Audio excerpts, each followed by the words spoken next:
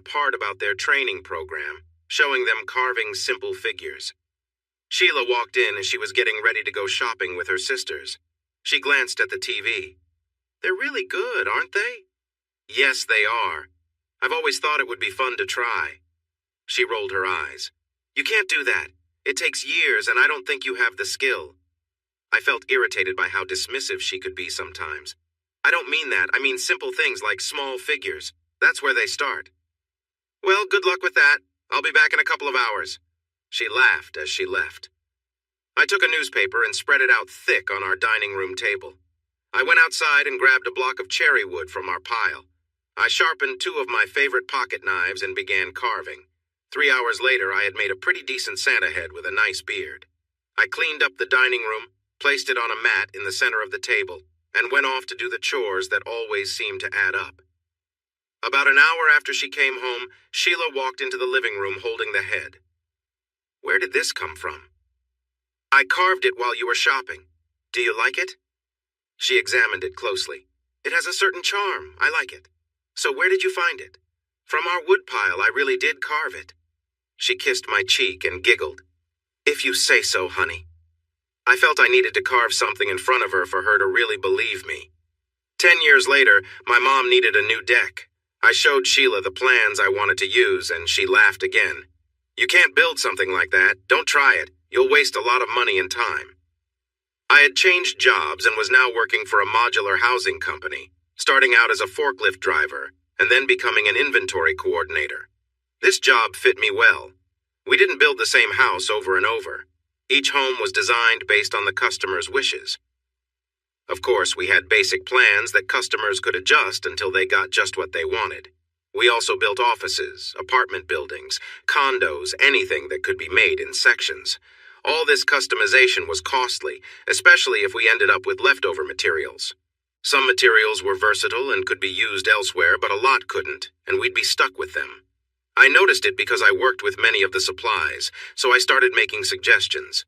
People mostly laughed at my ideas until we got a new plant manager. His main worry was waste. When he saw some of my ideas, things changed, and suddenly I had an office instead of a forklift, along with a nice raise. I didn't have all the right skills, but I worked every day with people who did. I spent many years watching and learned a thing or two. I hired someone to help and advise me, and I built the deck. It didn't happen overnight, and I made a few errors, but at the end, my mom had a beautiful 3-tier deck with custom railings and matching flower boxes. Sheila never really said much about it, except that she wanted a bigger one. I never got to build that one. Don't get me wrong. There are many things I can't do. I can't fix cars or program computers, but if I believe I can, I give it a shot. I had my share of failures, but I like to think I learned just as much from those as I did from my successes. So I decided to write a book just to prove I could. First, I did my research. I loved reading and usually finished 2 to 3 books each week. I read all sorts of genres, fantasies, how-to books, biographies, histories, westerns, classics, everything except romances. I went to local thrift stores and bought bags of Harlequin romances. They had a sale for just $1 a bag, and I stuffed in as many as I could. I also got some books by Nora Roberts, a couple by Nicholas Sparks, and a few others. The well-known writers weren't really my style. The same old themes in the paperbacks almost drove me away. I had enough scenes to last me a lifetime. I spent time making notes, plotting stories, developing characters, and thinking of settings until I felt ready to write. Sheila was used to me being on the computer. We got one later in life, and I was still learning how to use it. She used it mostly for recipes and how-to sites. She wasn't interested in social media or email. I wasn't much better, so I had to ask my son for help setting it up for my writing. I worked 2 to 4 hours, 4 to 5 days a week on the book. I rewrote most of it several times before I thought it was good enough, then revised it once more. It took 4 months from start to finish. When I printed it, it was so thick that I had to put it into sections with 3 to 4 chapters in each binder. It took 5 binders. I gave the first one to Sheila in October. "What's this?" she asked.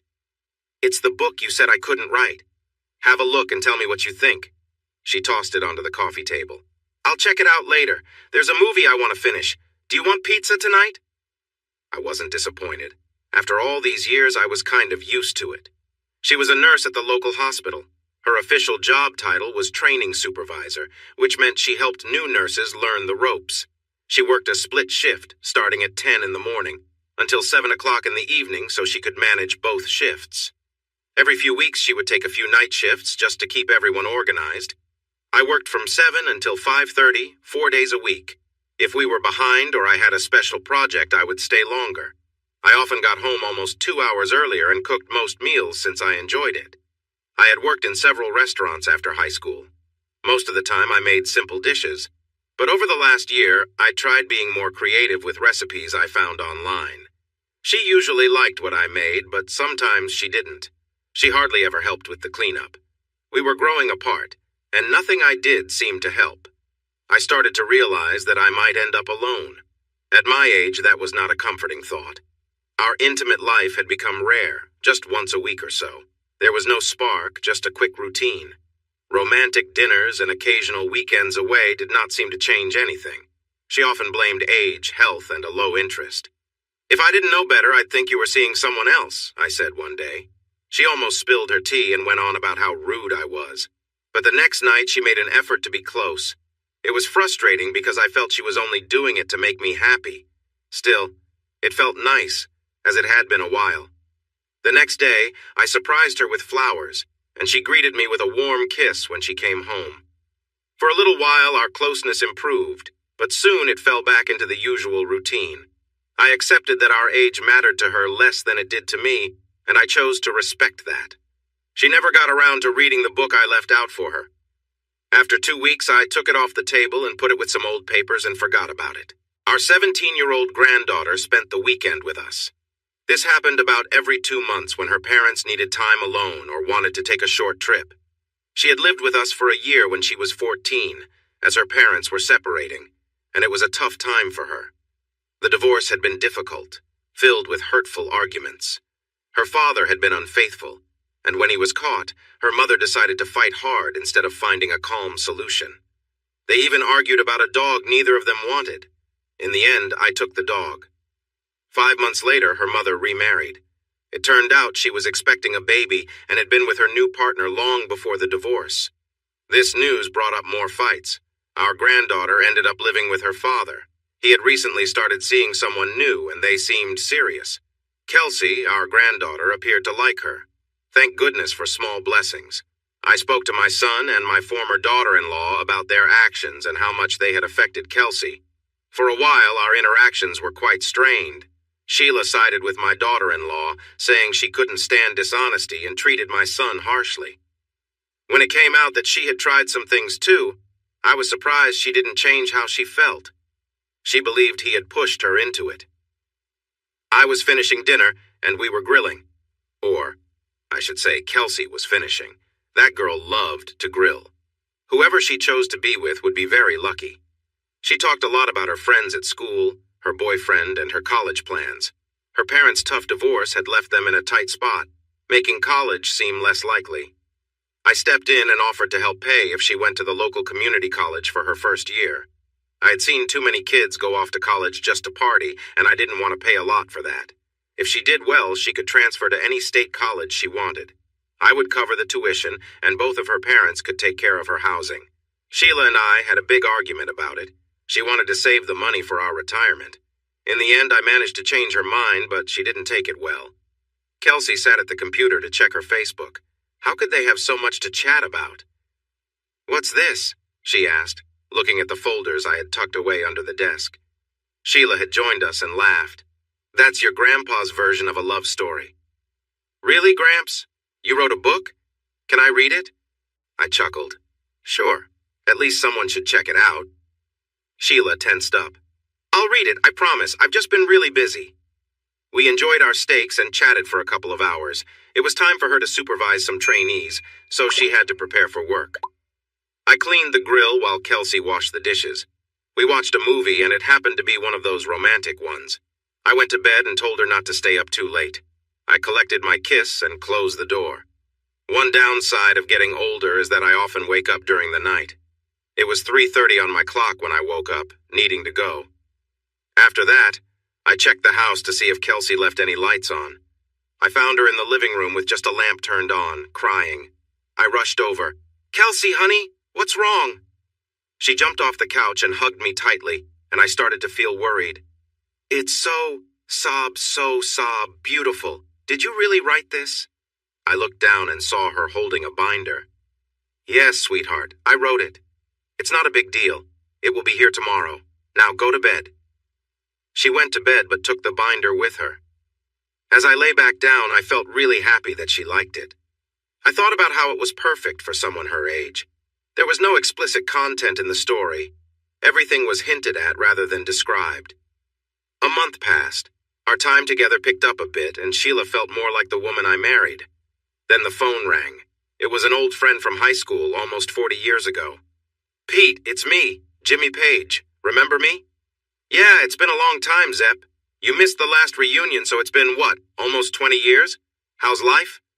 He laughed that familiar laugh that always bothered me. Some things never change. We called him Zep because he shared a name with the guitarist from Led Zeppelin. At first, we called him Zeppelin, but it got shortened to Zep. "I'm fine. Listen, I want to talk about your book." I was surprised by that. "What book?" "That love story you wrote. It's pretty good. How did you get a copy of that?" I glanced at Kelsey, who was visiting for the night. She heard love story and suddenly became very interested in her magazine. "My granddaughter showed it to me. I couldn't believe it was you. I'd like to help you publish it. I run a small publishing company. I can make it happen." I had always been cautious about Zep. It was just a feeling I couldn't shake. "I don't know. I just wrote it for fun." He spent several minutes trying to convince me. I got the feeling he might be recording our conversation. "Let me think about it, Zep. I'll get back to you." He kept talking as I hung up. I rushed to my computer, and it turned out he did own a publishing company. But it was a vanity press. They would publish anything if you paid for it. If it did well, then they took a share of the profits. It wasn't a good deal for the writer. "Kelsey, where's my book?" Well, you see, Kelsey, stop eating those waffles. Where's the book?" I've still got it, but I kind of made copies for my friends, and they shared it too. And then Angie gave a copy to her cousin far away, so now it's going around the school. Everyone wants to know when you'll write your next one. Sorry, Gramps. But it's really good. You should publish it." I tried to seem unhappy. "I'm not thrilled about this. I never actually said it could be shared. Let's call it a lesson learned. I have no idea how to get it published, and I'm not sure if I should." She surprised me with how grown-up she sounded. "You don't realize how good it is, do you? Let me do some research for you. It could help. Who knows? Maybe a famous author should look out." I hugged her and we laughed, and I forgot all about it for a moment. 2 weeks later, she called me. "Gramps, I did it. I sent your book to the top 4 online romance publishers. That's what all the research suggests. When it becomes a hit, you better dedicate it to me." We both laughed, and I promised I would. A week later, my computer crashed. I got a virus from a game site. Research showed me that game sites are not very good, but recipe sites are even worse, followed by adult content. It seems people prefer playing games and cooking nice meals rather than looking at nude bodies in unrealistic poses. The tough economy really impacted my company. It was easier to buy a foreclosed property at a lower price than to pay full price for a new one. Business slowed down until we had to lay off some employees. Sheila started getting annoyed with me being around. I felt there wasn't much I could do, so I finally lost my cool. "Sheila, just think about this. We both plan to retire in 4 years. You won't even have a job to go to then. What will you do?" "Volunteering," she mumbled as she walked away. I wasn't in a rush to replace my broken computer. I missed it, but not too much. I thought I might find a good deal before Christmas, so I spent my time at home doing things I had put off. After a week of work, I came home and half listened to a message on the answering machine. "Mr. Smith, this is Nora Holmes with Norbert Publishing. We've been trying to get in touch with you through email, and we'd like to discuss your book. Please call us back." I quickly grabbed the phone. "Hello, I just got in." Her tone wasn't very warm. "Why haven't you answered your email?" "I'm sorry, my computer is broken. I haven't replaced it yet." "What? How can you live without a computer? That doesn't make sense. You need to get a new one, especially if you want to work with us." "You're right. Am I really working with you?" "That's still in question, Mr. Smith. We're interested, but your book needs some work and you'll have to cut it down by about 30,000 words. If you agree to help us make improvements, we might offer you a contract. This will also help if you want to try other publishers. What should I do? Get a good computer. We really prefer emails over phone calls, so you must keep up with them. We're sending your manuscript back to you. Follow the instructions, listen to the editor's advice, and send it back to us. What a straightforward woman. She hung up without saying goodbye. I bought a new computer and had my son set it up for me. He created a personal email account for me, which I kept secure. This would be the one I used with the publishers. I wanted to surprise them if I got published. When the manuscript returned, it was covered in edits. I learned that most romance novels are between 70 and 110,000 words. Mine was just over 140,000. They recommended I cut it to just over 100,000. I tried several times, but ended up with about 120,000 words. They sent it back again before they were happy. I received a rare phone call. We would like to publish your book, Mr. Smith, if we can agree on a few details. By the way, this call is recorded for legal reasons. It was one of the most interesting talks I'd ever had. First, Mr. Smith, our policy is to never publish a single book.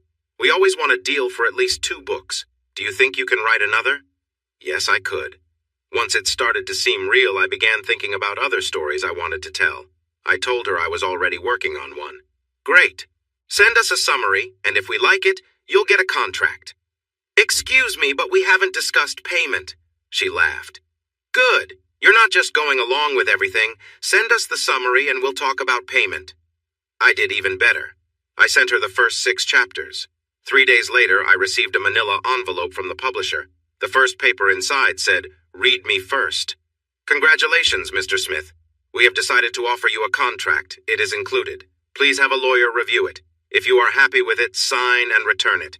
As soon as we get it back, we'll start the process of publishing your first book. Call me after January 4th or 5th at 3 o'clock my time.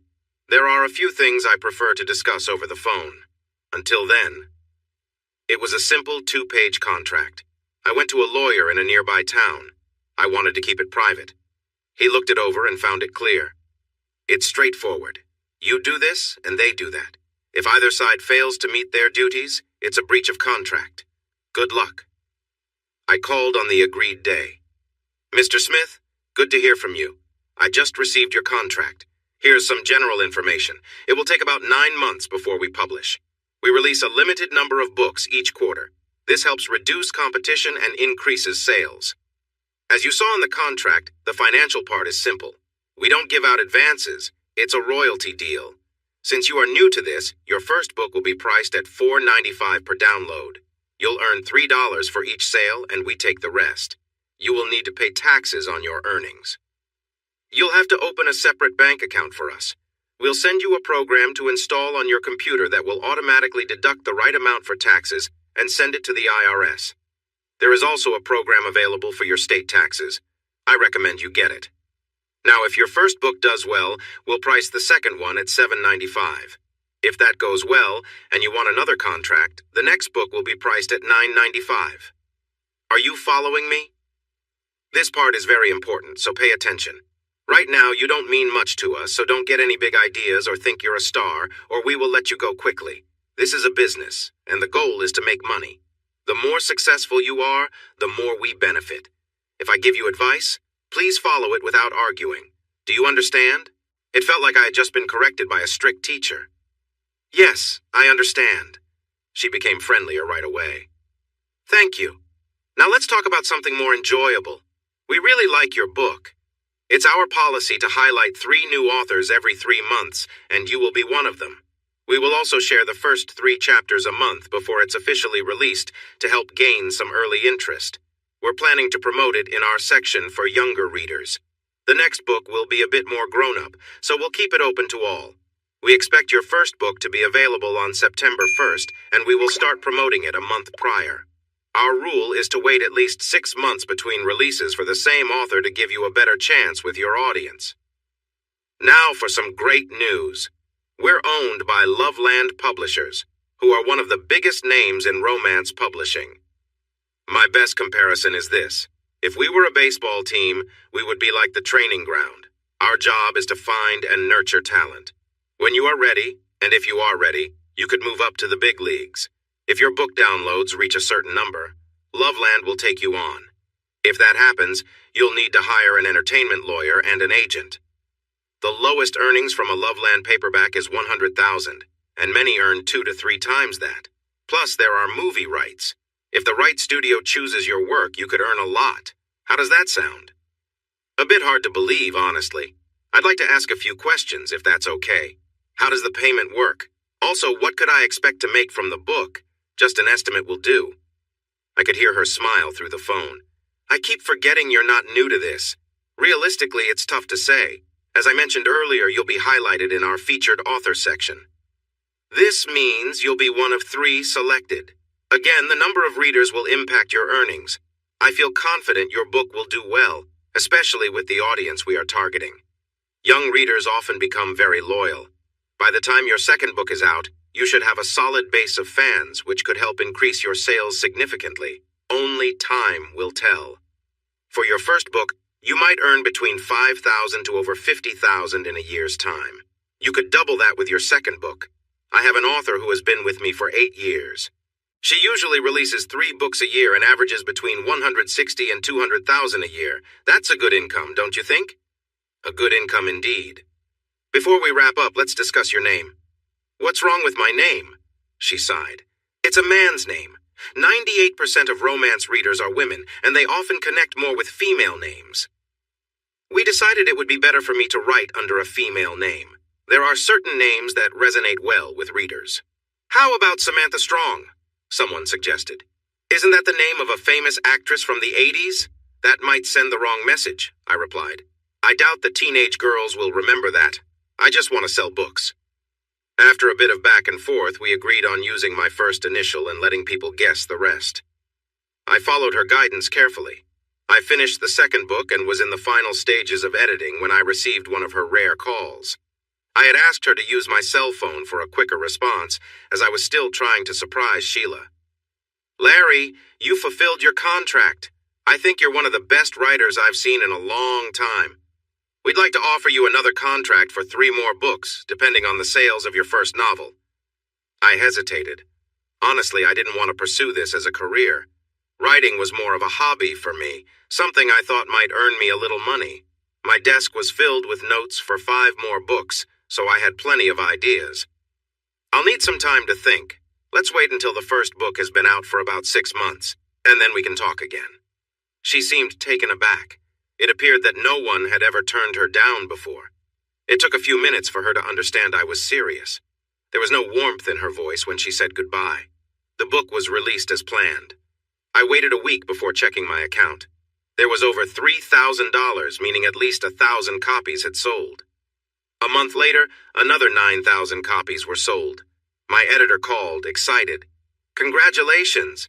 Your book was our top seller for a debut this month and overall. With these numbers, you might even hit 100,000 in sales this year before taxes. If that happens, you'll be the first-time writer to achieve that. Just so you know, if you reach that mark, you might not get another contract from me. Loveland is noticing. If that happens, you'll be making significant money. She sighed. I wish I could keep you. Also, someone from Lifetime read your book. Someone important who could make things happen. They've reached out, wanting to contact your agent. Now would be a great time to get one, along with that entertainment lawyer we discussed. We spoke for a few more minutes, and as a gesture of thanks, I agreed to sign the 3-book contract. It would help her reputation within the company, and if Loveland didn't pick me up, I'd have a backup plan. However, our revived connection started to slip again. Things got so strained that she was barely polite.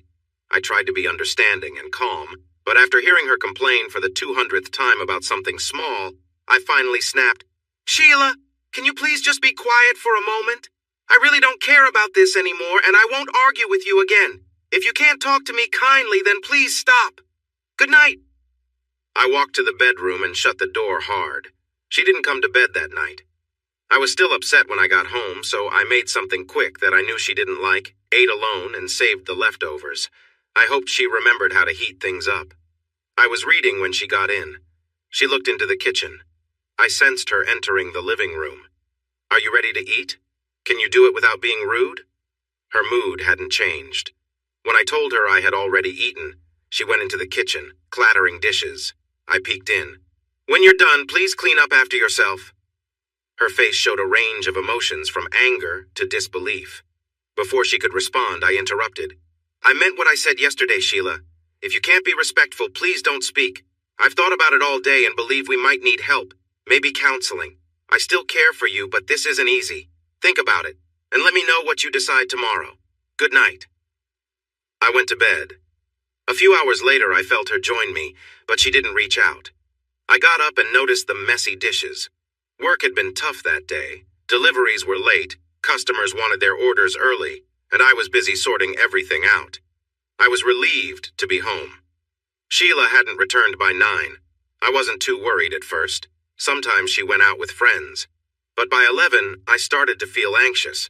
She didn't answer her phone and none of her friends knew where she was. Just as I began to fear the worst, she called. "Sheila, are you okay? Where are you?" "I'm home, Roy." "That doesn't make sense, Sheila. I'm at home and you're not here." "I'm not at your home. I'm at my new apartment. I think we need some time apart." I was stunned. "What? What are you talking about?" "I'm trying to figure out if I want to stay married to you. We don't get along anymore and I don't know why. Maybe some time apart will help us fix this." "Sheila, I don't think that's a good idea." "Good night, Roy. I'll call you in a few days." She hung up. I tried to call her back, but it went to voicemail. I felt lost. She wouldn't talk to me, and I didn't know how to find her. I looked around the house. Most of her clothes were gone, along with some pictures and little things she liked. After a night without sleep, I called her workplace to ask about her. I finally reached her backup supervisor, who told me Sheila had taken 2 weeks off. So much for our planned trip to the Grand Canyon. I worried and felt down. 5 days passed, and she never called. Then one night, anger washed over me and took me by surprise. Let the games begin. I called a lawyer a friend recommended. She was said to be tough.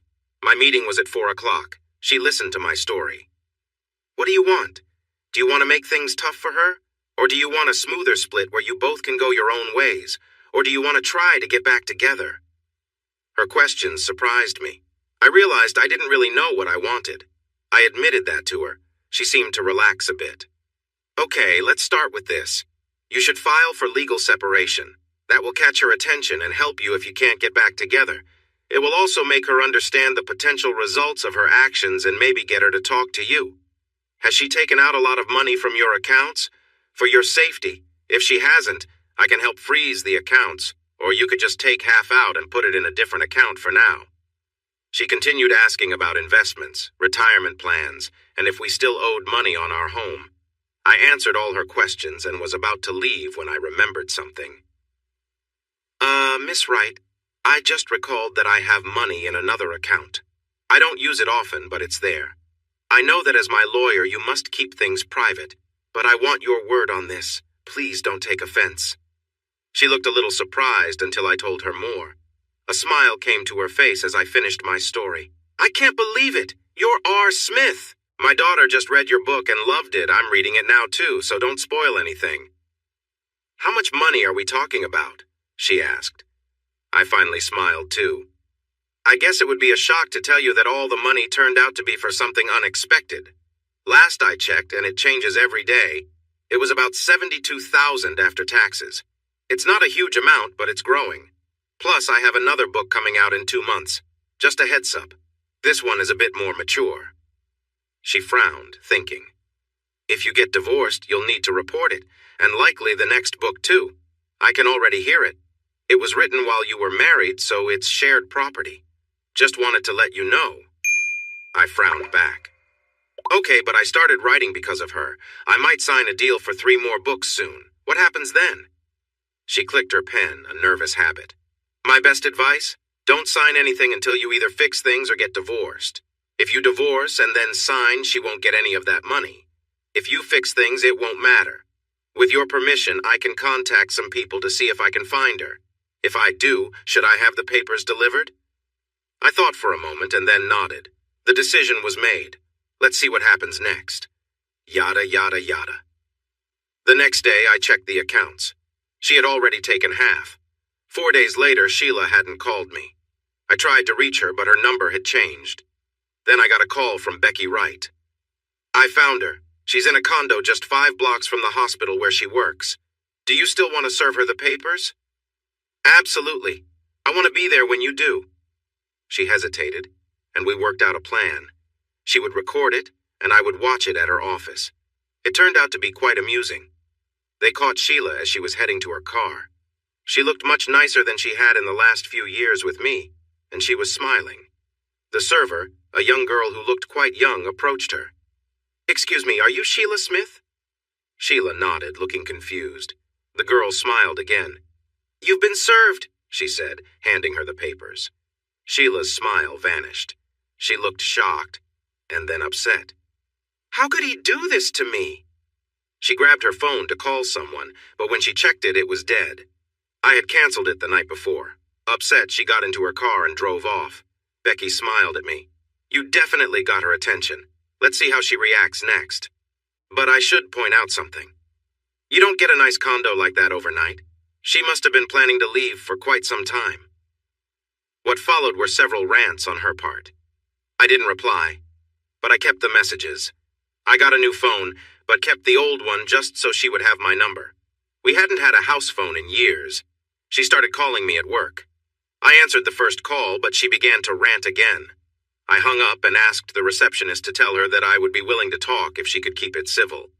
The receptionist relayed the message, but Sheila hung up on her after another rant. 3 days later, she called again. This time her voice was calmer. She asked if I had a moment. I closed the door to my office. "What do you want, Sheila?" There was a moment of silence. Then I heard her start to cry softly.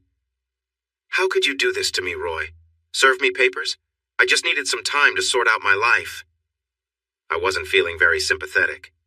"Poor Sheila. I'm giving you all the time you want. I filed the papers to make things easier for me. Now either way, I'm protected. It's nice of you to only take half the money. It'll make things simpler in the end." She was trying to explain. "I was worried you would get upset and keep me from it. It's my money too." "Not anymore. You already took your share. I moved the rest, so don't try to get back to it. I need to go, so just tell me what you want from me." I just wanted to talk to you. Please be patient, please." I felt my frustration rising, but I held back. "Take all the time you need, Sheila. If I'm still here when you're ready to return, we can try to start anew. But I need to be clear. This time apart shouldn't be seen as a way to be with others and then return as if nothing happened. If I even sense there's someone else, there will be no turning back.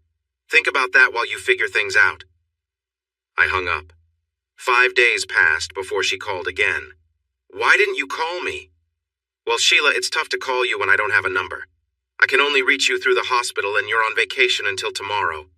I think I'll still go to the Grand Canyon. I'll send you some photos." She started to cry. "Why are you making this hard? I'm sorry I messed up our trip, but I needed some time. Now I'm just thinking about you. Why are you so upset?" I took a breath and counted to 10. Let's see. My wife of 32 years gets really angry and leaves without telling me where she's going and takes half our money. I can't really figure out why I might be upset. I heard her sniffle. "You don't have to be sarcastic. I admit I messed up. Are you happy now? The time I wanted for myself is now so complicated I don't know what to do." "Well, Sheila, here's what you should do. Hang up. I need to sleep. I'm not on vacation." She hung up hard, probably on a landline. The next day, I checked my messages and Norbert wanted me to call back. I went into my office and closed the door. "Miss Nora, how are you this morning?" She was always the same. "Stop with the small talk. Where's my contract?"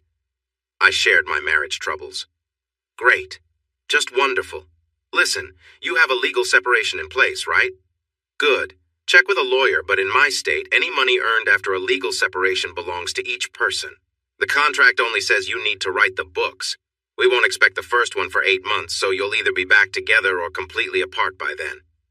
I thanked her for the advice and asked her to send the contract.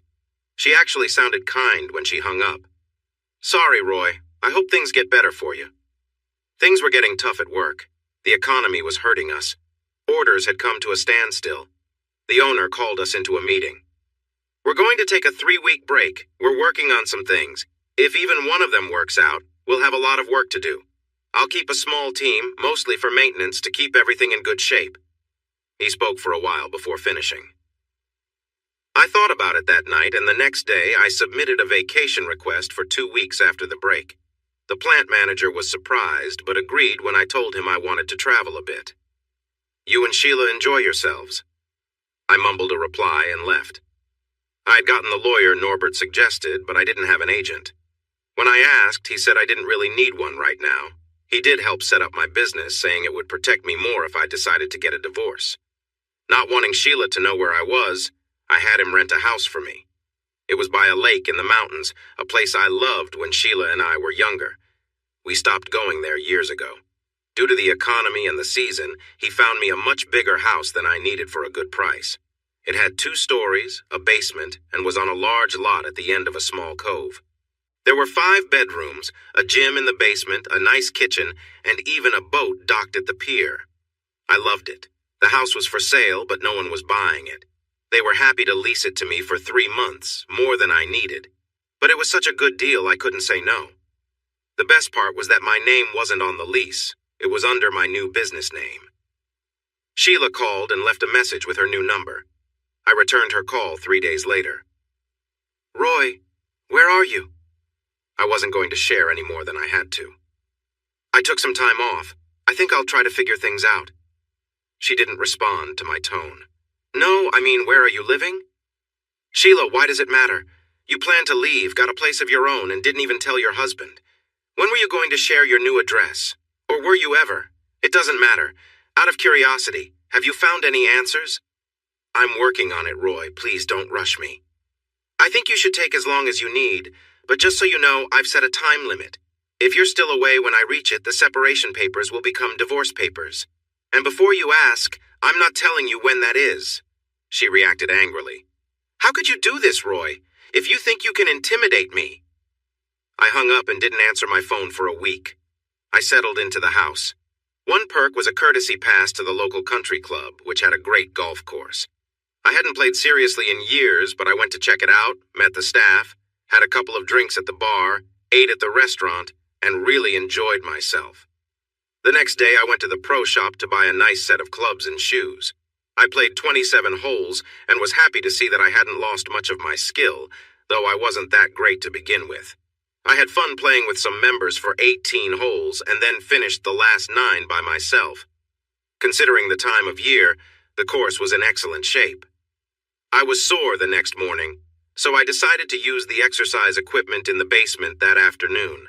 I started off slowly, but in 3 weeks I was exercising for an hour each morning and again in the evening. I lost 15 pounds and my golf game got better. Tired of my thinning hair, I went to a barber and had it all shaved off. I decided to grow a goatee and mustache, something I had always wanted to try. When it grew in, I was surprised to see the hair was almost completely white. Sheila called me twice a week but never said anything important or suggested we meet. She even asked my lawyer about me. Since she didn't know exactly where I was, she could say that honestly. I brought it up on her last call. I'm going to be back home next week. I expect to see you. It doesn't have to be at my house. Choose a place we can both agree on, and I'll be there. If you refuse, I'll let my lawyer handle it. She complained and protested, but eventually agreed. She chose the most expensive restaurant in town. I surprised her by saying yes. When I returned to the house, it felt empty and old. It didn't smell like home anymore. I hadn't stocked the fridge because I didn't plan to stay long. I was certain that if we got back together, it would be somewhere new, a place for fresh memories without the shadows of the past. She was there before I arrived. I almost didn't recognize her. She had dyed her hair a lighter shade and had lost some weight. She looked good, but as I got closer, I could see lines on her face that showed she was not happy. It made me feel a bit better that she didn't notice me until I was almost at the table. She didn't get up or offer a hug, just stared wide-eyed. Roy, wow, I almost didn't recognize you. When did you shave your head and grow a beard? It looks good on you, she said. There were no words about missing me or loving me, just comments about how I looked. I returned the favor, complimenting her on her weight loss and new hair color. She touched her hair self-consciously. I wanted something a little different, you know. We made our orders. I was hungry while she barely touched her food. When I ordered coffee, I asked her if she had found herself yet. She looked down. Not yet. Please, don't rush me. I'm working on it. What are you doing to make progress? Are you spending time thinking about it, talking to someone? How are you moving forward? I asked. I've been talking to friends and they've been giving me advice. Is that all? Are any of them professionals, qualified to help? If they're just sharing their thoughts, I'm reminded of the saying that opinions are common and they often aren't helpful. Time is passing, Sheila. I sat there watching my feelings for her start to fade as she quietly sniffled. When I couldn't take it anymore, I paid the bill, wished her a good night, and left. I thought about how she had never offered to touch me and seemed to pull away whenever I lightly touched her arm. I worked for a week after my vacation and then had 2 weeks off. I immediately returned to the lake house. Before I left, I spoke with my lawyer. The time for the legal separation is almost over. What do you want me to do? File the papers? Are you sure? I sighed. I'm sure. If things change for us, I can always stop it. And just for curiosity, let's get some private investigators to watch her for a week. I want to know what her new life is like. We talked a bit about my writing. My first book had over 100,000 sales, the fastest ever on the site. My second book came out and got 20,000 downloads in the first 3 weeks, priced at $7.95. My writing income was doing well. My entertainment lawyer was in talks with Lifetime, but was also getting offers from film companies. He was skillfully handling a small bidding war, and prices were rising. So far, the offers reached $800,000, which amazed me.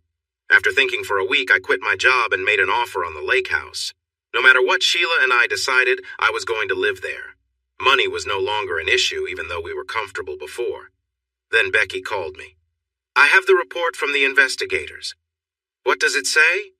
I could hear her hesitation. You need to come to the office. I let the silence hang for a moment. Is it that bad? Another silence. Yes. I'll be there tomorrow morning. Does that work for you? I can set aside an hour. How about 10? His name is Morgan Feldman. He's an ER doctor at her hospital, 61, just a bit older than you. She handed me a photo of an average-looking man with some hair around an almost bald head. I wasn't impressed. He's married with 4 children and 5 grandchildren. His son is a doctor at the other hospital in town. His wife is an executive at Harmony Enterprises and travels a lot. She brings in most of the money.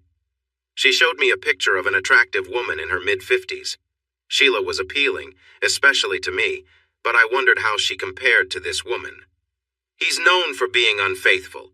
Your wife is just the latest in a line of affairs. On average, his relationships last about 6 months, so your wife is nearing the end of her time with him. He's skilled at being unfaithful. We had someone on the cleaning crew at the hospital take some photos of them when they went into empty rooms. I don't think they went further than a kiss, as our person caught a photo of them when they thought the curtain was closed. It was the same at the condo. They never went in together. Usually she steps out first and then he arrives about half an hour later. He goes up 3 floors and then takes another elevator down. If he sees anyone in the hallway, he walks past them. If the way is clear, he uses his own key to enter. A few minutes later, she comes back. He usually stays for a little while, from an hour to half a day, once even overnight. They are never seen together in the hallway, but there is a moment when she opens the door after he leaves to give him a briefcase. She looks around and then closes the door with a smile. How did you find all this out? She grinned. Money and luck. One of our team members pretended to be with the security service. He offered to check their security system as a favor. He asked them to confirm with the security company, and they did. He got copies of the last month and a half of their security footage, and then his team looked it over. The security company even got some new business out of it by making improvements. You've already filed. What do you want me to do now? I paused for a moment. Speed it up. Offer her a fair split. She can have the house. I don't want to live there anymore. If she doesn't want it, we can sell it and share the money. If she fights me on it, tell her to get a good lawyer. I can make this go on for years. And tell her to expect a package from me that will explain things. She studied me carefully. I must advise you against doing anything foolish. You know we can't use the condo footage legally. I'll keep our team looking. Maybe they can find someone to confirm the situation. I actually smiled. I don't think she was prepared for that. I'm just going to send her a picture and a short note. It was a photo of her with her companion. I wrote across it in big red letters, "Time expired." I sent it to the hospital. 3 days after she received the photo, phone calls began. It was reported that she fainted while holding it, and a few witnesses started spreading the news. She took a 2-week medical leave from work. I was surprised she had the courage, but she began calling me 3 or 4 times a day, sometimes more, asking me to speak with her. When I got the last message, I finally snapped. She said it was just a one-time thing, that she was lonely and missing me. I called her back immediately. Before she could say hello, I started speaking. "A one-time thing? You mean just that day, right? Was it really only that one time? What about all the other times? Seems like the good doctor is losing his touch. Doesn't he know there are pills for that?" I had memorized the dates he visited her, especially the night he stayed. She was struggling to find words when I finished. "Give it up, Sheila. You've been caught. Admit it. If you weren't with him before you left me, you were planning to be as soon as you got comfortable in your new place." She started to explain, but I interrupted her again. "Just stop. I know the hospital is aware of your little affair. The only reason you both still have your jobs is that there's no proof anything happened. How do you think you would still have a job if I showed up with photos of you and the doctor in some empty rooms and hinted at a lawsuit? To quote Bruce Willis, it would be goodbye. Accept the terms, Sheila, while you still have a chance to leave with something. 3 weeks, Sheila, then I go to the hospital and talk to Mrs. Dr. Feldman. It's up to you. Don't call me again. Call my lawyer. Goodbye, Sheila. I hope you struggle through your empty life." Okay, that last part was a bit harsh, but I was hurting a lot. I turned off my old cell phone and put it away in a drawer. I got my offer accepted on the lake house. I was now a full-time writer with a mortgage. I had finished the first draft of my 3rd novel and received a call from Miss Nora. "This one isn't as good as your other 2, but it's readable and we have a few months to make it better. Are you divorced yet?" "I'm working on it." "Well, I'm sorry to hear that. I have something I want you to think about. Your books are great, but they could use more excitement. Ever heard of romance stories? 50 Shades of Grey ring any bells?" "Only in a general way. You'd have to be living under a rock not to know that book. What are you getting at?" Romance stories are really popular right now. They sell, remember that saying. If you can write them well, you can make a lot of money. I joked, "Miss Nora, for the right amount of money, I'll write something so exciting it will leave you wanting more." It was the first time I heard her truly laugh. "Do that, Roy, and we'll both do well. I've sent you 4 websites for new writers. Go on them, read some stories, and get a feel for it. Write a few, it will be good practice. Just a tip. Many on these sites are decent writers and a few are great. But most stories are just like watching an unrefined movie with no character development. If the readers don't connect with the characters, they won't remember the stories. Most sites have a rating system. My advice is to focus on the top 20%. Email me when you post yours and I'll read them. Anyone could spark your next book." I did go on the websites, picking what I thought was the best. I read stories for a week before I tried writing one. It wasn't perfect, but my future stories got better as I learned to write short pieces. I would often work on them when I was stuck on a part of my longer writings. They helped clear my mind so I could focus better. 3 weeks went by and Becky called me. She wants to meet in person, and she wants you to go to counseling together. If you agree, I can make sure the number of sessions is low. It'll look good if we go to court. Speaking of that, I have a proposal. You talk things out, go to counseling, and if you still want a divorce after that, we can skip court and go straight to arbitration. I think it's a good idea. It's cheaper and faster. Plus, once you agree, you have to accept whatever the arbitrator decides and you can't dispute it in court. It usually avoids a lot of conflict. Just so you know, nobody truly wins in arbitration, much like if we go to court.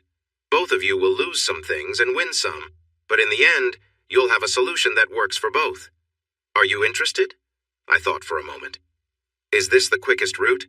No, Roy, it's not, but it's the best option and often the least expensive. I suggest it. Where do you come in, Becky? Once you agree to arbitration, I'll pretty much be out of it unless you want casual advice. Okay, go ahead with it.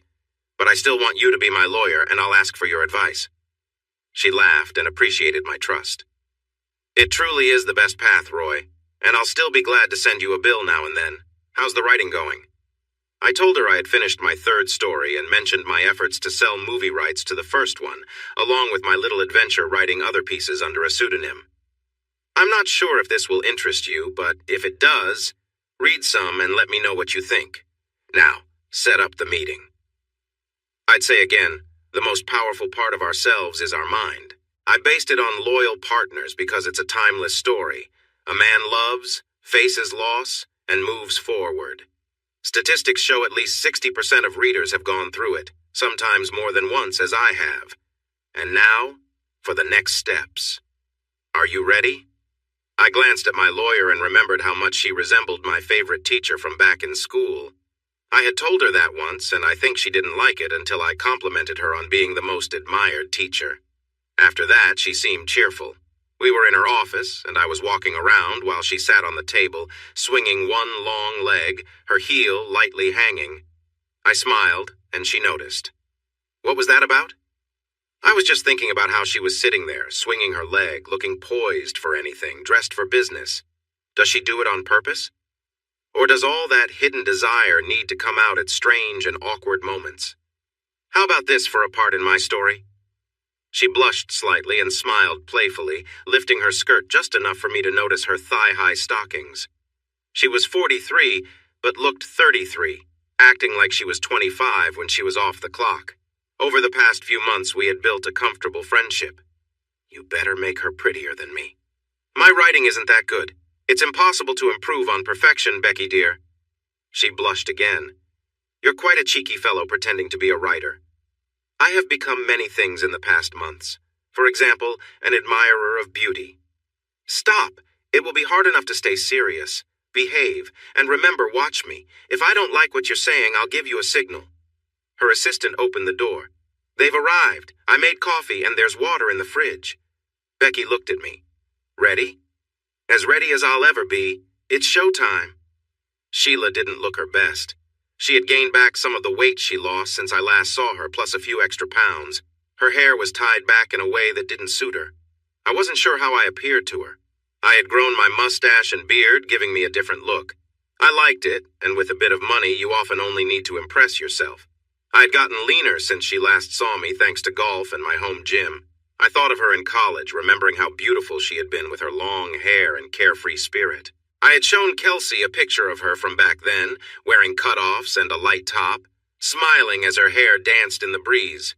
I believed it was the first time Kelsey realized we all grow older. Wow, she was stunning. I completely agreed. What surprised Kelsey was a picture of me from that time. She looked at it and asked who it was. I wore a tie-dyed shirt, flared pants, had a beard, glasses, and hair down to my shoulders. I laughed. It was the early 70s, look it up. I was pretty average back then. She took both pictures home with her. Thinking about her then made me smile, but she misinterpreted it as for her now. She smiled back. I then put on a serious expression, ready to get this over with. She looked nervous again. Becky thanked them for coming, offering them drinks. I waited until they were settled, then took a seat across from them. Becky cleared her throat. If you're ready, we'll talk about the agreement first. Before her lawyer could speak, Sheila chimed in. I don't want an agreement. I want my husband back. I surprised everyone when I asked her, why? Why do you want me back now after you made our last 2 years so difficult?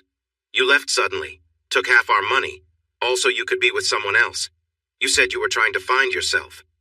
Tell me, Sheila, did you find yourself? Has he left you yet? If you want, I can show you what I found out. You weren't the first to keep a lonely doctor company while his wife was away. She cried, and Becky told me to calm down. You're not helping, Roy. I thought I could stay calm, but my anger took over. I'm not here to help. I'm here to finish this so I can move on.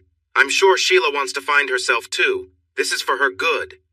We took a break, and Becky pulled me aside. Another outburst like that, and you'll need a new lawyer. Please stick to the plan. I said sorry, and we returned to the room. Sheila tried to steer the conversation back. Mrs. Smith, I truly regret this, but your husband doesn't want to continue the marriage. He's fair and doesn't want you to suffer. We all make mistakes and must deal with the outcomes. He's ready to split everything equally and will give you the house if that's what you want. Is there anything specific you hope for? Sheila stayed calm. I want my life back. I know I messed up, but I'm ready to do whatever it takes. I'll quit my job, stay at home, and do what I must. Everyone was quiet for a moment. I took a breath, but Becky placed her hand over mine. Sheila noticed and looked upset. To provoke her, I held Becky's hand for a bit. Becky noticed and pulled her hand away, looking displeased. I was not helping my case. Her lawyer spoke up. We agreed to this meeting so my client could have 30 minutes with her husband. She admits her mistakes but says there were reasons behind her actions. If she can't have this chance, we will leave and take this to court. Becky tried to calm the situation again. My client will respect this agreement if you do the same. Inside this envelope is a complete overview of my client's finances. I think you will be surprised. Additionally, this conversation will be recorded and we will each keep a copy. Agreed? He wasn't pleased, but it was part of the deal. They set up 2 recorders on the table. Becky handed me a timer and told me to start it for 30 minutes when the door closed. Sheila was quiet for a few minutes. Sheila, you've already wasted time. If you want to talk, you better start soon. She spent the first 5 minutes crying, the next 5 explaining, then 5 apologizing, and the final 5 begging. I spoke up when I thought it was the right time. In the end, she was tired while I remained steady. You know what you haven't said? I won't do anything like that again. Not in those exact words. And that's what it will take. Do you know why? Because you can't. Our lawyers don't know our past. So until you can say that and I can look into your eyes and believe it, there will never be a chance for us to get back together. Please, Sheila, we had some good times. Let it go so we can both move forward. Please, Roy, you can't do that. Just try, please. The meeting was almost over then. After Becky finished sharing her thoughts, I kissed her gently, said I was sorry, and invited her and her husband to my house for the weekend. The lawyer were with her stood, taking a deep breath, as her mysterious client walked out, knowing that the charming person would never be his. He shook his head, thinking about the rules he had to follow. I didn't get to complete my thought as a law book hit the wall beside the door, followed by laughter from Becky and her assistant. I better get credit for this, she called after me. Over the months, we had become friends. Becky and her husband were in their early 40s with a teenage daughter. I had invited them to my house 2 times before. It turned out her husband Jack loved fishing, and when I mentioned the pontoon boat that came with the house, he was excited. We spent a nice morning enjoying the water, while Becky, her daughter Kelsey, and a few of Kelsey's friends relaxed by the shore. After picking Kelsey up from school, I finally told her about the good things that happened. She was shocked and happy, both about the money and the house. She walked through it, taking in everything. When she saw the patio with the outdoor kitchen, she was left speechless. I took her to a small grocery store and she watched with joy as a butcher cut meat just as she wanted. We also went to a fresh produce stand and bought vegetables.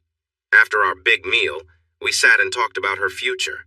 Her grades in community college were almost perfect. You know, Kelsey, I can help you go anywhere you want.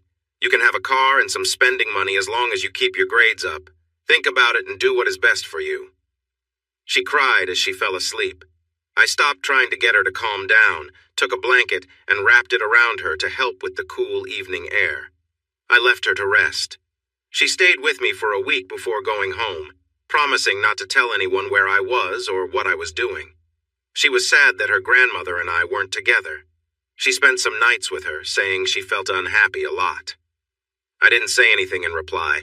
I was a regular at the country club. I made friends, played golf when the weather was nice about 2 or 3 times a week, and socialized. I ate at the restaurant there about twice a week on average. I knew some people in town, the workers at the grocery store, the staff at the gas station I used, and a few farmers I met while shopping for fresh fruits and vegetables. I was fitting in, becoming part of the community. I was just Roy, the retired guy who bought the Kessler house. When I stopped working, my health insurance ended, so I asked the agent who helped me with my home and car insurance to set up a family plan. I added my son Kelsey, my ex-daughter-in-law, and Sheila, telling them I got a good rate with the family plan. They seemed happy to join, not wanting to miss out. I completely rewrote my 3rd book, making it much better than before. Miss Nora wasn't surprised when Loveland reached out. Out of loyalty, I made sure she published the book online and dedicated it to her. I wasn't sure if she cared, as she was the least emotional person I knew. Later, I found out she won an award and received a nice promotion. I like to think I helped her along the way. Sheila and her lawyer tried to go back on their promise to settle things outside of court. I was ready to make her pay, but Becky stopped me. Sure, she loses her job, but what good will that do you? You'll be divorcing a woman without a job instead of one with a good salary. It will cost you more than it's worth. If she figures out your plan and decides to leave out of spite, it will only drag things out and increase your stress. So I decided to let it go, but the gossip kept spreading because of her divorce. Eventually, management had to step in. They gave Sheila and Dr. Feldman a week off while deciding what to do. News leaked that they might fire her and let Dr. Feldman off easily. Her lawyer reached out to Becky, who then called me. Together with Sheila's attorney, we made an unexpected visit to the director. Becky told him plainly that if they fired Sheila, lawsuits would follow.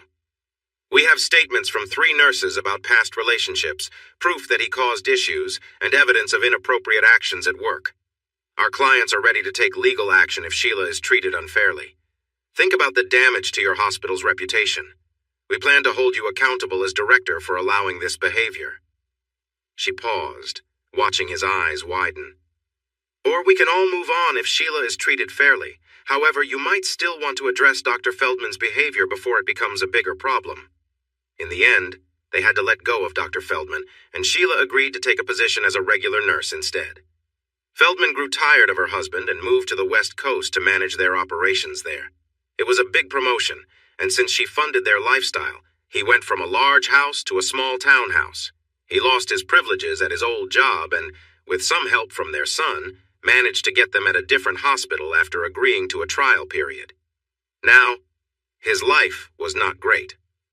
Was I happy about it? Yes, in a way. He brought it on himself. Still, my wife was smart and could have said no during the whole situation. If not him, it would have been someone else. In the end, I agreed to 3 months of marriage counseling, meeting twice a week, and once individually. It was clear that after that, if I still wanted a divorce, it would be granted.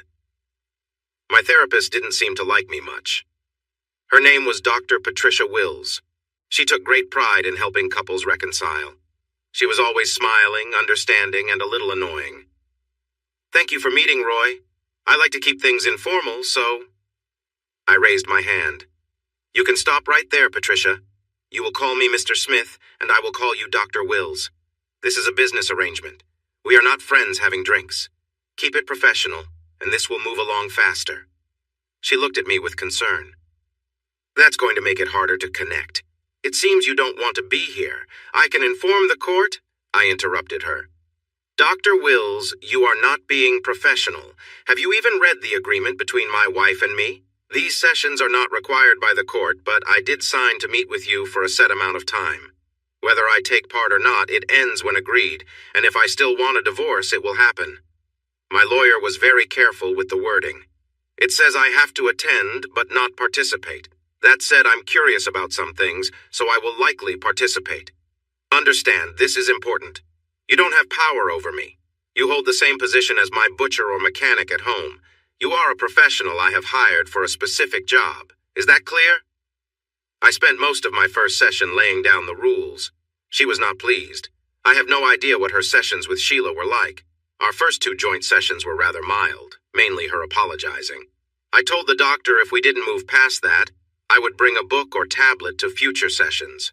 In my next individual session, she shifted focus and asked me to tell how we fell in love. It was 1972, and I was 18 years old. Just missing the chaos of Southeast Asia, I had earned a scholarship to study business. I was always a bit of a free spirit, raised in a single-parent home after my dad died in a car accident. We didn't receive much insurance money, so my mom worked long hours at a furniture factory to pay the bills.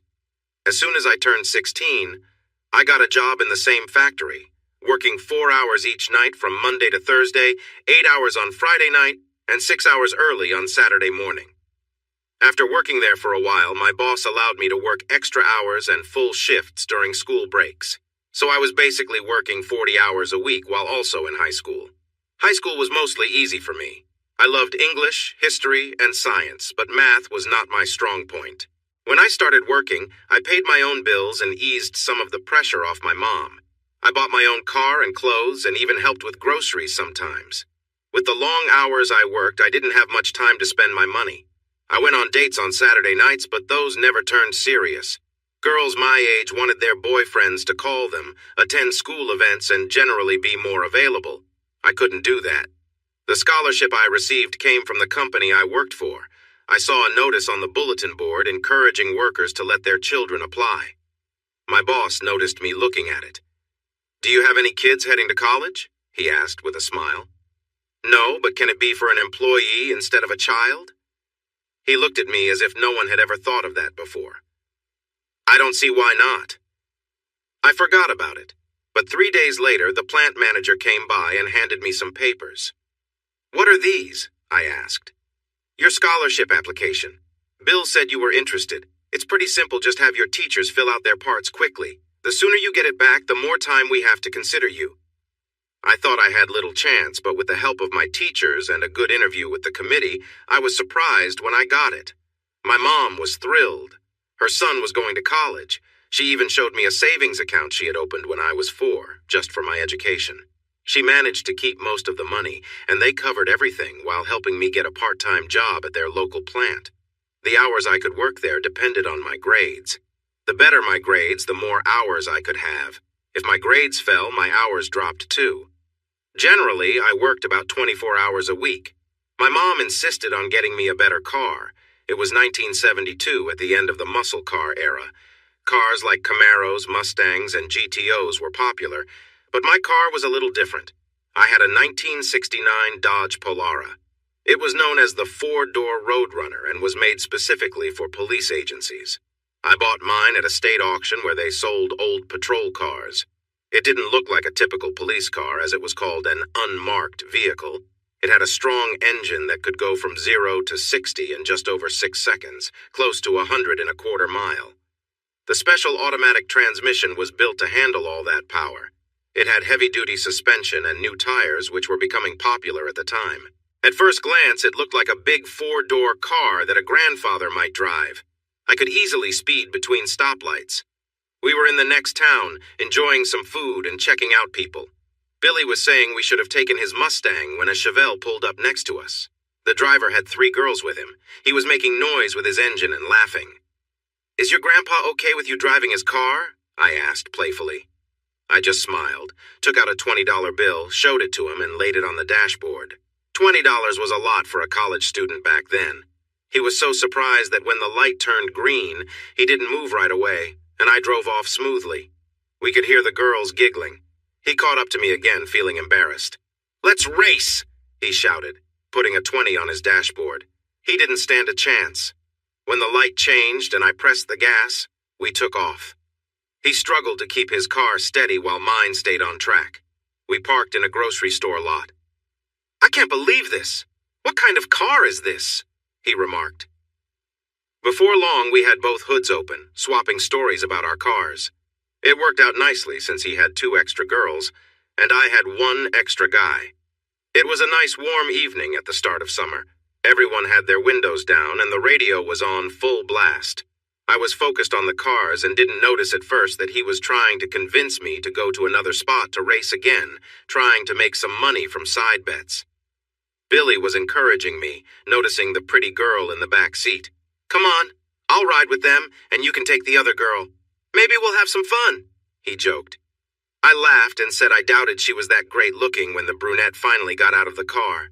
She was trying to fix her long, curly hair and pull it back. Her top was small, and she smiled at me. Her cut-off jeans fit snugly. "Hi," she said, smiling and reaching out her hand. "I'm Sheila." Oh no, a beautiful girl just overheard me joking about her looks. I turned red, stammering while everyone else laughed. She was nice about it, let me buy her a drink, and joined me in the front seat for the rest of the night. The girls were nursing students at our college, which is why I hadn't met them before. That night, my friend Billy did have some fun, but I didn't. By the time we returned to the apartment they shared with others, 1 girl was asleep. I carried her inside and laid her on the couch. I didn't even get a goodbye. The next day, she showed up at my apartment holding her head. I didn't see anyone else. How did you find my place? How did you get here? I asked. Still holding her head, she walked past me and lay down on the couch. Sabrina dropped me off after bringing Billy home. I felt bad about falling asleep on you last night. I came to see if you were as nice when sober. Can I have some water and a couple of pills? I brought them to her, pulled down the shades, and she lay back. She quickly fell asleep. After 3 hours, she woke up suddenly. Where am I? She asked. I had been in the kitchen studying. You're at my house, remember me? Sabrina brought you over just before noon. You needed some extra sleep. Her face turned bright red, and then she giggled. Well, I guess I learned not to drink 2 bottles of wine. I'm hungry. She went to the bathroom and got ready. We decided to go to a small restaurant nearby. She looked at me and said, I don't think a greasy burger or pizza would be too good. My cooking skills are limited to sandwiches. The place was known for its homemade soups and breads. Depending on the soup you ordered, the loaf could be the bowl. It was hearty, delicious, and affordable. She had never been there before. Feeling more awake, we went to the park and spent time talking and meeting friends. A couple of guys she knew came over with guitars, and we sat around singing. She had a lovely voice, and it became one of my cherished memories. When I asked if she was ready to go home, she said she wanted to come back to my place for a bit. I didn't mind. She asked me to stop at a store, and when she came back, she had a pack of drinks and some snacks. We had 2 drinks when she went into the bathroom. I was surprised to hear the shower running. Then I was even more surprised when she called out to me. But I was most stunned when she opened the door ready for a shower. We need towels, she said calmly, turning back toward the shower. I was caught off guard, completely surprised by her confidence. She looked back and smiled. You coming or what? I didn't know how to answer.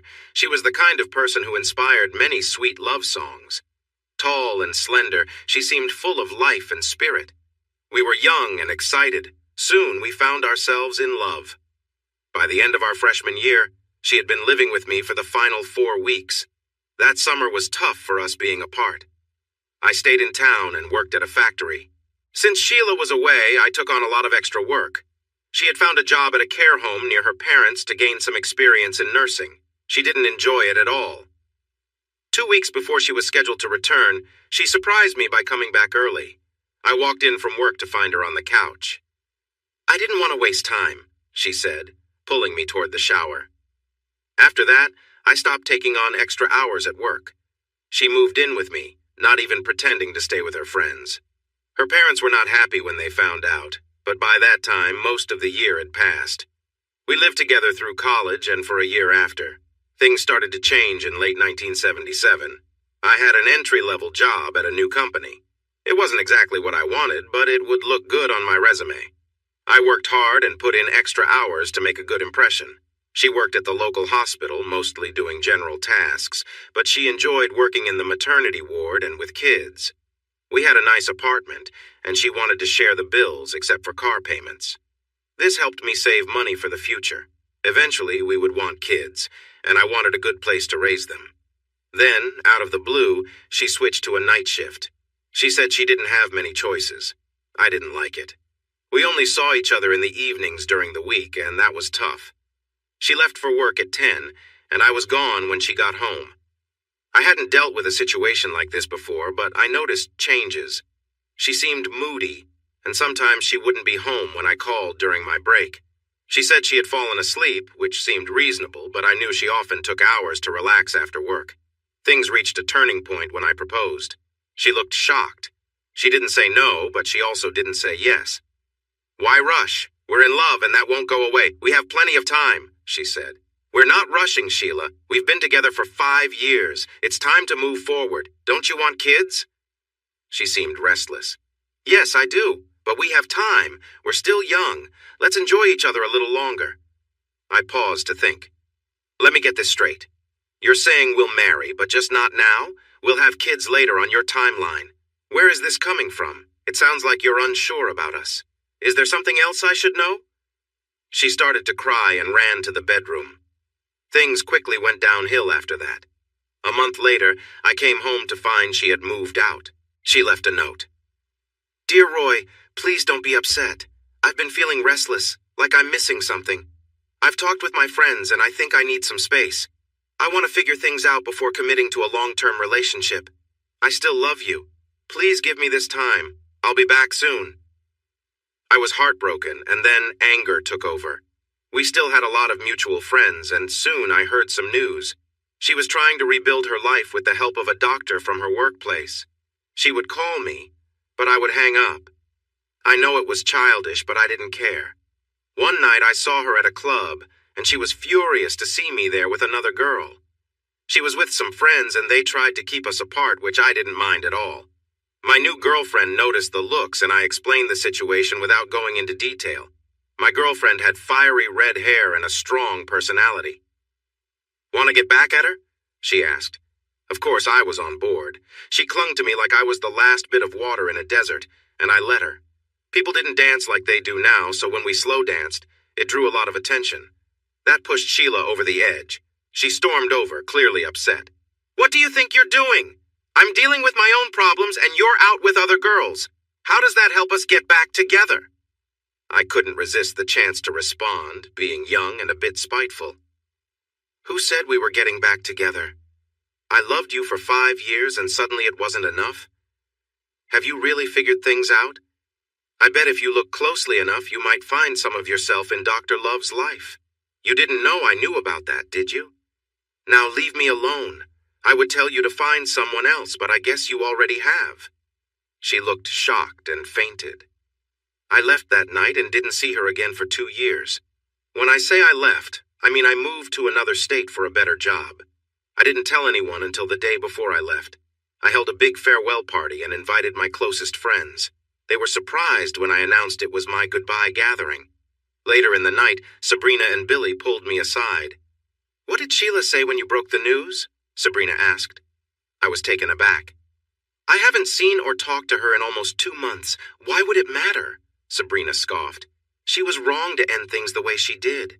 But since that night at the club, she hasn't stopped thinking about you. She regrets how everything ended and would do anything for a chance to start over with you. Could you at least say goodbye?" I shook my head. "I already said my goodbyes. Tell her to stop sulking. She should focus on her relationship with Dr. Love. She'll feel better." Sabrina almost slapped me, but I caught her hand. "She hasn't seen him since the night she saw you with that girl. Besides, he's married. There was never a future with him." That information only made me more upset. So she was involved with someone knowing he was married. That just proves how untrustworthy she is to me. "I'm sorry, Sabrina, there's nothing left anymore. I was only taking my clothes with me and made an agreement with a few college guys to take what they wanted from the place, as long as they cleaned up the mess afterward. Billy was overseeing everything. He told me that I had barely left when Sabrina came over with Sheila. She saw the piled-up items outside and got very upset, yelling and trying to bring things back inside. They eventually calmed her down. I had left everything that belonged to her, or that I thought she might want with Billy, so she really had no reason to be upset. She sat there crying as the remnants of our life together were taken away. I wrapped things up in a session with Dr. Wills. "So you see, Dr. Wills, there was a reason for her recent actions. It makes me wonder if during that time she may have gotten lost again. Did I think everything was fine while she sought help from other doctors? Thinking back, there were some tough moments." Sheila strongly disagreed, but wouldn't meet my gaze. It seemed her version of our past had changed a bit to make her look better. Dr. Wills wasn't pleased. In my next session alone, Dr. Wills asked how we got back together. I was doing well at my new job, and it seemed promising for the future. I took 2 weeks off to visit my mother. She had remarried to a nice man. We didn't have much in common except our love for my mom, but we managed to become friends. I spent 4 wonderful days with them. My old college town was between my new place and my mother's. I stopped for gas and decided to check if my favorite cafe was still there. It was just as I remembered. I had just started eating when someone playfully hit me on the back of the head. I turned around and saw Billy and Sabrina. "That's for not staying in touch," Sabrina said with a laugh as they joined me. We caught up on life. They were married and just found out they were expecting a baby, which made me smile. We chatted for a while and they asked if I was going to stay in town for long. "No, I'm just passing through on my way to see my mom, but I'll be back at the end of the week. Maybe we can hang out then." Once I returned home, I called them. We met with a few old friends that evening, promising to get together again the next day. Billy and Sabrina had a lovely home, with 3 bedrooms and a big yard. It was a bit older, but they loved it. They had set up tables, string lights in the trees, and had music playing outside. There were 3 grills cooking up food. About 40 people were there, including old classmates and their partners. I recognized almost everyone, and eventually we counted how many were married. Everyone but me and 2 others were married. 2 of them had already separated. So, is there a Mrs. Roy in the future? It seemed like a simple question, but it still hit a sensitive spot as I looked at my old friends. No prospects right now. I've met a few people, but nothing serious. Honestly, I haven't been looking. You remember how my last relationship ended? Let's just say I'm a bit careful these days. This brought a brief pause to the conversation until they decided to start a game they called the Confess Game. I wasn't familiar with it. We pick situations out of a hat, and you have to tell a true story about that situation if you've experienced it. It's fun, and you don't have to play if you don't want to. We keep it lighthearted. The goal is to laugh, not to embarrass anyone. We usually ask 3 people for each question, then pick a new topic. Sound good? I agreed. And the game began. The first question was, what's the craziest place or situation you've been in? All eyes turned to me. Well, there've been quite a few, I joked. Which one should I pick? That got everyone laughing. Okay, this was just before I came to college. Small town life, you know. For a teenager, the local hangouts were drive-in burger joints, the movies, and the bowling alley. That was our nightlife. My friend Joe and I were driving around in his car, a '67 Barracuda. Beautiful car. Jet black with that big curved back window. Anyone remember those? A few heads nodded. Anyway, we were cruising around and met up with 2 girls from another high school. Joe's car was cool, I was 18, and we had a case of beer. Soon enough, we were out on the back roads, enjoying the night. We parked, shared some drinks, and things started getting cozy. But then, just when things were getting interesting, the cops drove by and we had to leave in a hurry. The group chuckled. Joe was annoyed since we had to stop so suddenly, just as things were picking up. We drove a bit, then pulled over because we all needed a break. While the girls went off for a moment, I came up with a plan. Joe's Barracuda had this feature where you could fold down the back seat to create more space. I convinced him to fold the seat down so there'd be more room in the back. The plan was for me to be in the back while Joe drove around. Sounded genius at the time, right? The group laughed again, leaning in to hear more. After a few minutes, we're all trying to keep our balance as Joe's driving. His date was leaning into him and Joe seemed a bit distracted. Suddenly, I felt a jolt, then another.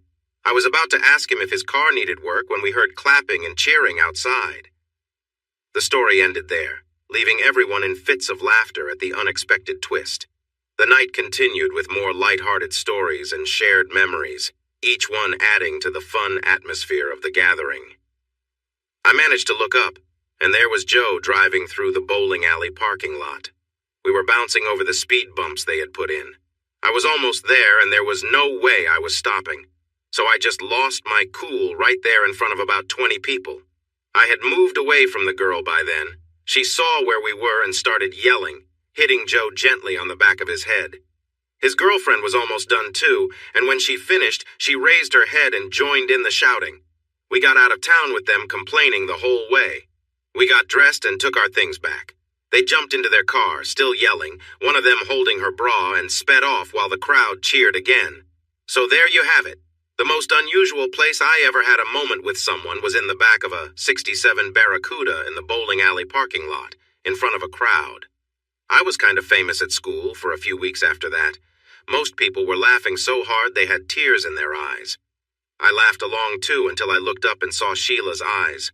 I stopped laughing right away. Sabrina saw me and grabbed my hand. Be careful. I didn't know she would be here. I sent out a message to friends, and she's still my friend. I smiled. No worries, the past is the past. I'm okay with leaving it there. She smiled and turned away, but I thought I heard her say, maybe for you. But I wasn't sure. She didn't come over for about an hour, but I felt her watching me all the time. Soon, everyone was looking at us instead of enjoying the party. Enough was enough. I walked up to her. She had an expression that was half hope and half fear. Hi, Sheila, I like your hair. She had a shorter, more polished style, very different from the long hair she had when we were together. She instinctively touched her hair. You don't think it makes me look older? I chuckled, and everyone laughed when they heard me. Of course it does, but it's not because you are older. I glanced at her hand and noticed she wasn't wearing a ring. She saw me looking and smiled for the first time. You look different too. When did you decide to lose the beard? And your hair is shorter than I've ever seen it. I had to grow up. Bosses aren't comfortable when their managers look like rock stars. My cheek felt warm where she touched it. Everyone relaxed and went back to having fun. She followed me around, so I stopped trying to get away from her. You want to talk? She asked unexpectedly. About what? I replied, already knowing. About us. About how badly I messed up. About me apologizing for the way I treated you. I sighed. There is no us anymore, Sheila. You did treat me poorly, and I know you feel bad about it. But I can't trust you again, so let's just remember the good times. She tried to hold back her tears, but they started to fall. She left for a while. I ended up drinking a lot. Not just a little, but enough to feel unsteady. About halfway through, I felt someone slide under my arm, and I held on to them instinctively. Billy drove me back to the motel. He and another person helped me inside and got me ready for bed. You're on your own from here, I heard him say just before I passed out. The last thing I heard was a woman's voice saying she could handle it. When I woke up later, I felt terrible. Someone gave me some medicine and a full glass of water before I passed out again. I really dislike hangovers. After a while, I managed to open my eyes and focus. I shook my head, thinking I was seeing things, which only made my headache worse. Once I cleared my head, I saw the same sight again. Sheila was sitting cross-legged on the bed. What happened? I asked. She looked sad. You tried to drink it all away last night. It didn't work. I'm here and I'm not leaving until we talk. But first, you really need a shower. I hope you have enough towels. I watched her walk across the room. She glanced back at me. You coming or what? It wasn't what I expected. We didn't rush into anything. I just wasn't feeling up to it.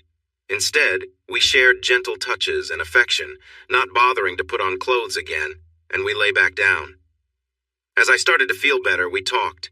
Sheila shared about her life over the past 2 years. She apologized for how she had treated me and mentioned going to counseling sessions provided by the hospital. She realized that she had been afraid of commitment. To put it simply, I didn't want to grow up. In college, we felt safe from the real world, but once we became adults, I started to pull back. She stroked my cheek again. But don't worry. My mistake helped me mature quickly. I didn't have you to lean on, which made me face things head on. I'm all grown up now, Roy. Please, let me show you. Eventually, I built up enough energy to eat something. Sheila wouldn't leave my side. I think she would have waited outside if she could, just to keep me from slipping away. I asked her what time she needed to be home. When you send me away, not a minute sooner. So she stayed. We were close again. It felt even better than I remembered. Perhaps she was trying to show us both that things had changed and it felt more special. We didn't get back together immediately. It took months because I didn't want to rush. If it were up to her, we would have been engaged that first weekend. But eventually we did get back together, and 2 years later, our son was born. I lived mostly in happiness and love until things fell apart again. By that time, Sheila had moved back into the house. She tried to find out where I lived through various means, but only discovered it after the divorce. All the papers came from an address that wasn't mine, belonging to the YCDT Corporation. My entertainment lawyer set it all up, and when he asked me what the initials stood for, I just shrugged. Does it matter? No, not really, just wondering. Her lawyer and she looked shocked when they saw the financial details. These included half the earnings from my first 2 books and a share of the movie rights. In the end, a big film company offered one. $3 million, saying I would earn a percentage if the movie made over a certain amount. After taxes, we each got nearly $700,000. As part of the settlement, she got the house, and I kept health insurance for her until she turned 62. I kept my retirement savings and she kept hers. It was as fair as I could make it. Still, she fought me on everything. The mediator was about to give up when she asked for alimony for 10 years. Please, Mrs. Smith, be realistic. The marriage is over. You're just delaying the process. He's being more than fair. With the house, you're getting more than half of the assets. He wants you to live comfortably. I had a quick talk with my lawyer, Becky. She looked ready to argue, but then noticed my expression. Okay, she said, returning to the room. This is it, my client's final offer. She can have all the money from the first 2 books for 3 years instead of alimony. This is our last offer. If she refuses, we walk away and you can take him to court. I'll make sure it's a long fight over every detail. He has more money than you do, and you can't afford to keep paying your lawyer. How long do you think he will keep fighting for you if the money comes only years later? I hope you decide now. I have a college bill to pay for starting next year. Sheila looked at me with hopeful eyes. 9 months had passed, but the hurt was still fresh for both of us. She nodded. 45 days later, we were officially no longer married. I turned 62 yesterday. I feel old now. As I lay in bed with a slight headache, glad I don't drink much anymore, I thought about life after my marriage. I was finally well known enough that people recognized me. I had written 6 books so far, 3 bestsellers, 2 decent ones, and 1 that surprised even me when it got published. That one also sold well. 2 of my books became movies, and 1 was made into a mini-series on television. Money kept coming in. Then Kelsey surprised me by enrolling at a state university 30 miles away and living with me for 2 years. She moved into her new apartment a few months ago with her boyfriend. I hired a cleaner who complained I didn't create enough mess for her work. He spends most of his time in that basement office, and I can only go in there once a week. When Kelsey moved in, she had a lot to manage, as there were often visitors coming and going. She actually liked it. 2 weeks before my divorce was final, I had my first experience with someone new after being married for 32 years. She was a recently divorced woman in her 50s. She looked good, but my friends warned me. We know what you do, and since you're making money from your books, she's probably looking for someone to take care of her. I wasn't really bothered when she showed interest in me. It felt like being back in school again. She was very enthusiastic. It felt like she was trying hard to impress. I struggled with some things since it had been a while since I was in such a situation. Her disappointment when I didn't move her in a month later was difficult, but I managed. Luckily, there were plenty of other women around at the country club, though I often chose to be alone. A few of Kelsey's friends even seemed interested in me. There are plenty of older folks searching for companionship, but I like to think I wasn't one of them. Currently, I'm seeing my new neighbor. She's my age, but looks younger. She told me she's really into yoga and has been for a couple of years.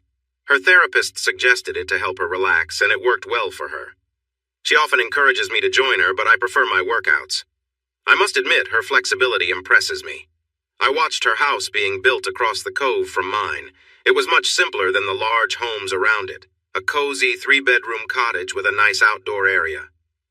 When it was almost done, Kelsey took the canoe from my boathouse and paddled over. She had been smiling a lot lately, likely because of her new boyfriend. She returned and hugged me. I met our new neighbor. You'd like her. She's divorced and around your age with a nice build and a friendly face. We should invite her over. I was focused on finishing my last book and just nodded in agreement. I could entertain later. Kelsey surprised me when she said she was tired of seeing me date casually. She thought I needed something more steady. I kissed her and mentioned that I had tried that before, but it didn't go well.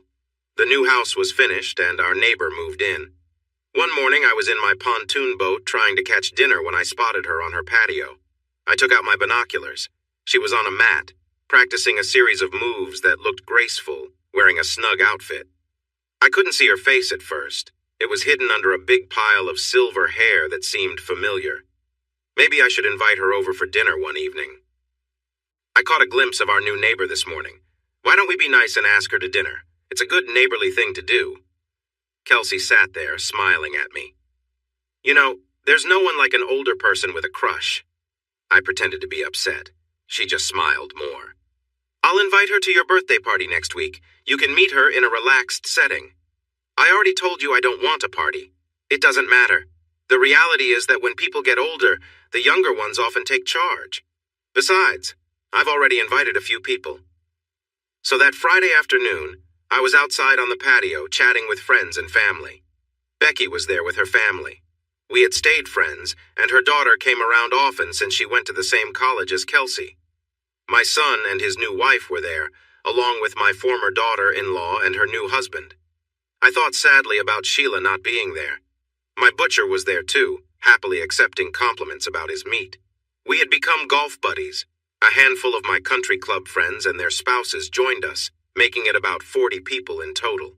In shorts and t-shirts, they admired the pool that Kelsey made me install. "You really didn't think I'd swim in the lake, did you?" As I thought of her, I looked around but didn't see her. "I think she took the boat to get your new neighbor," Becky said, smiling. "I bet she's not even nice," I replied, feeling sour. "You're about to find out. Here they come." I turned to see Kelsey bringing the woman up from the dock. She was tall and thin with an attractive figure, wearing a top and shorts. The top looked tight as she let her hair down. She looked oddly familiar. She took off her large sunglasses just as they reached us. "Gramps," she said playfully, "you know how sound carries across water. You need to apologize." I turned red with embarrassment. Before I could say anything, she pushed her hair aside and held out her hand. "Hi, I'm Sheila." "Yes, Sheila, my ex-wife, right in front of me.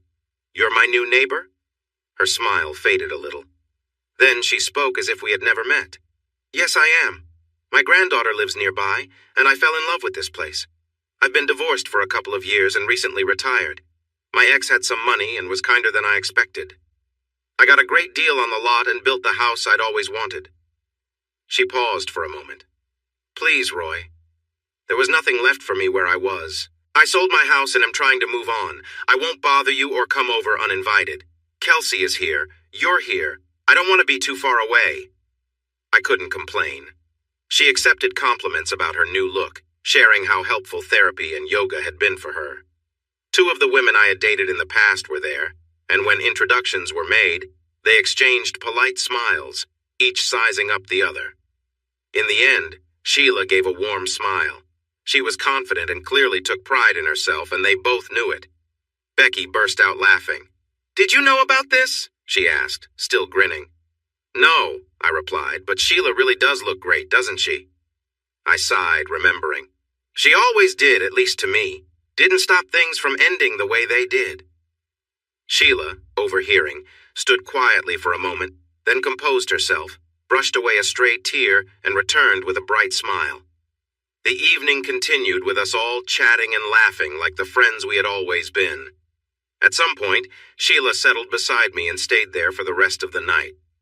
Finally, it was just Becky, her husband, her daughter Kelsey, and her boyfriend, me, and Sheila. Some of our friends had already gone to bed, resting up for the next day. As the night wound down, Sheila turned to me. "Roy, I'm ready to call it a night. Would you mind taking me home?" We walked to the dock and took a short, quiet ride across the cove. Neither of us spoke much. "Will you walk me to the door?" she asked as we arrived. "At least so I can set the security system."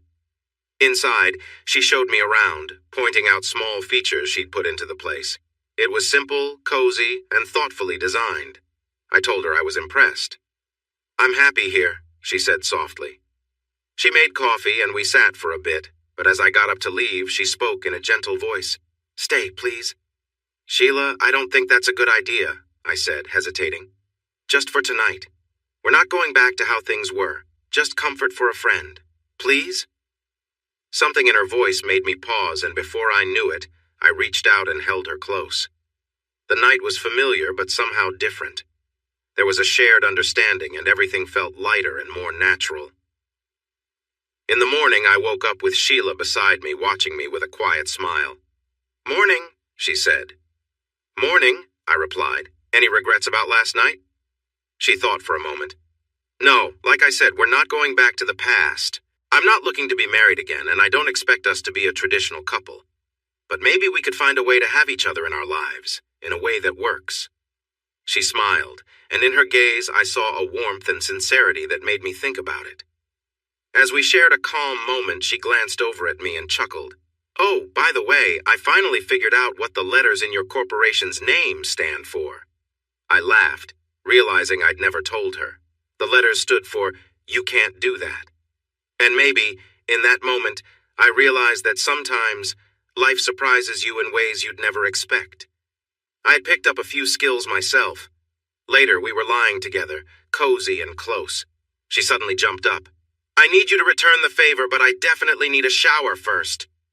I watched her walk across the bedroom. At the door, she glanced back. "Are you coming or not?" I hesitated. I know, my friends are probably thinking I shouldn't get involved with her. but I've never been good at ignoring warnings. Still, she said she wasn't someone I'd want to marry, not that I'd be silly enough to think about it. I had started to enjoy variety and didn't want to give it up. Friends with benefits, whatever you want to call it. I knew it could turn into something deeper, but not too deep. She gets upset when I have a female friend stay over. I've even seen her watching us from afar a few times. She acts moody for a couple of days, then comes over and does her yoga by my patio without a care. I usually last a while before I join in. She really tries to catch my attention. Life is pretty good. The other day I joked with her about a 3-person setup. She turned red and said, "You can't do that." Then she covered her mouth while I smiled. If you choose to stir the pot, don't be shocked if something unexpected happens.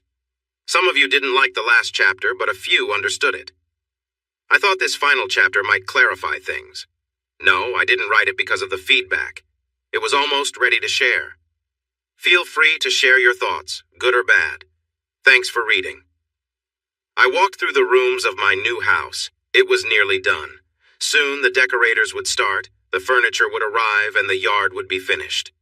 I looked out at the lake, especially at the big house directly across from me. This was my dream home, the one I always told my husband I wanted when we retired. Too bad he won't be here with me. You see, we're not together anymore. It was entirely my fault, but that didn't ease the pain when he divorced me. He was the only man I ever truly loved. The twist is that the big house across the water belongs to him. That's right. I'm moving into his neighborhood.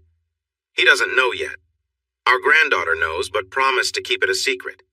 I want it to be a surprise. He probably won't want to talk to me. If he does, it will catch me off guard, but one thing I've learned over the years is that he can be unpredictable. The other day I passed a car show on my way out of town, filled with cars I remember from when they were new. It brought back many memories, especially the one where I first met Roy.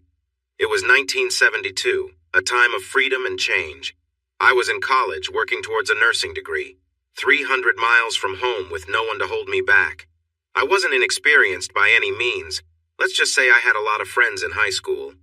But when I went to college, I wanted to explore more. I told myself it was just a phase before I'd return home, settle down, and live a regular life away from my exciting past. I was nearing the end of my freshman year. My mom had set up a summer job for me as a nursing assistant in a retirement home. It would look good on my resume, but I wasn't looking forward to it. One evening, we were driving around town. Gas was inexpensive back then, just 23 cents a gallon. I was with my friends Sabrina, Jane, her sister Becky, and her boyfriend Bobby. We were in Bobby's old Chevelle.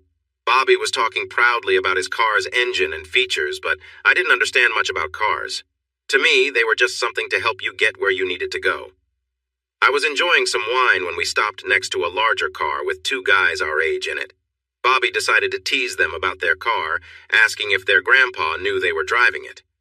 To his surprise, the driver held up a $20 bill and showed it, signaling a race from one stoplight to the next for money.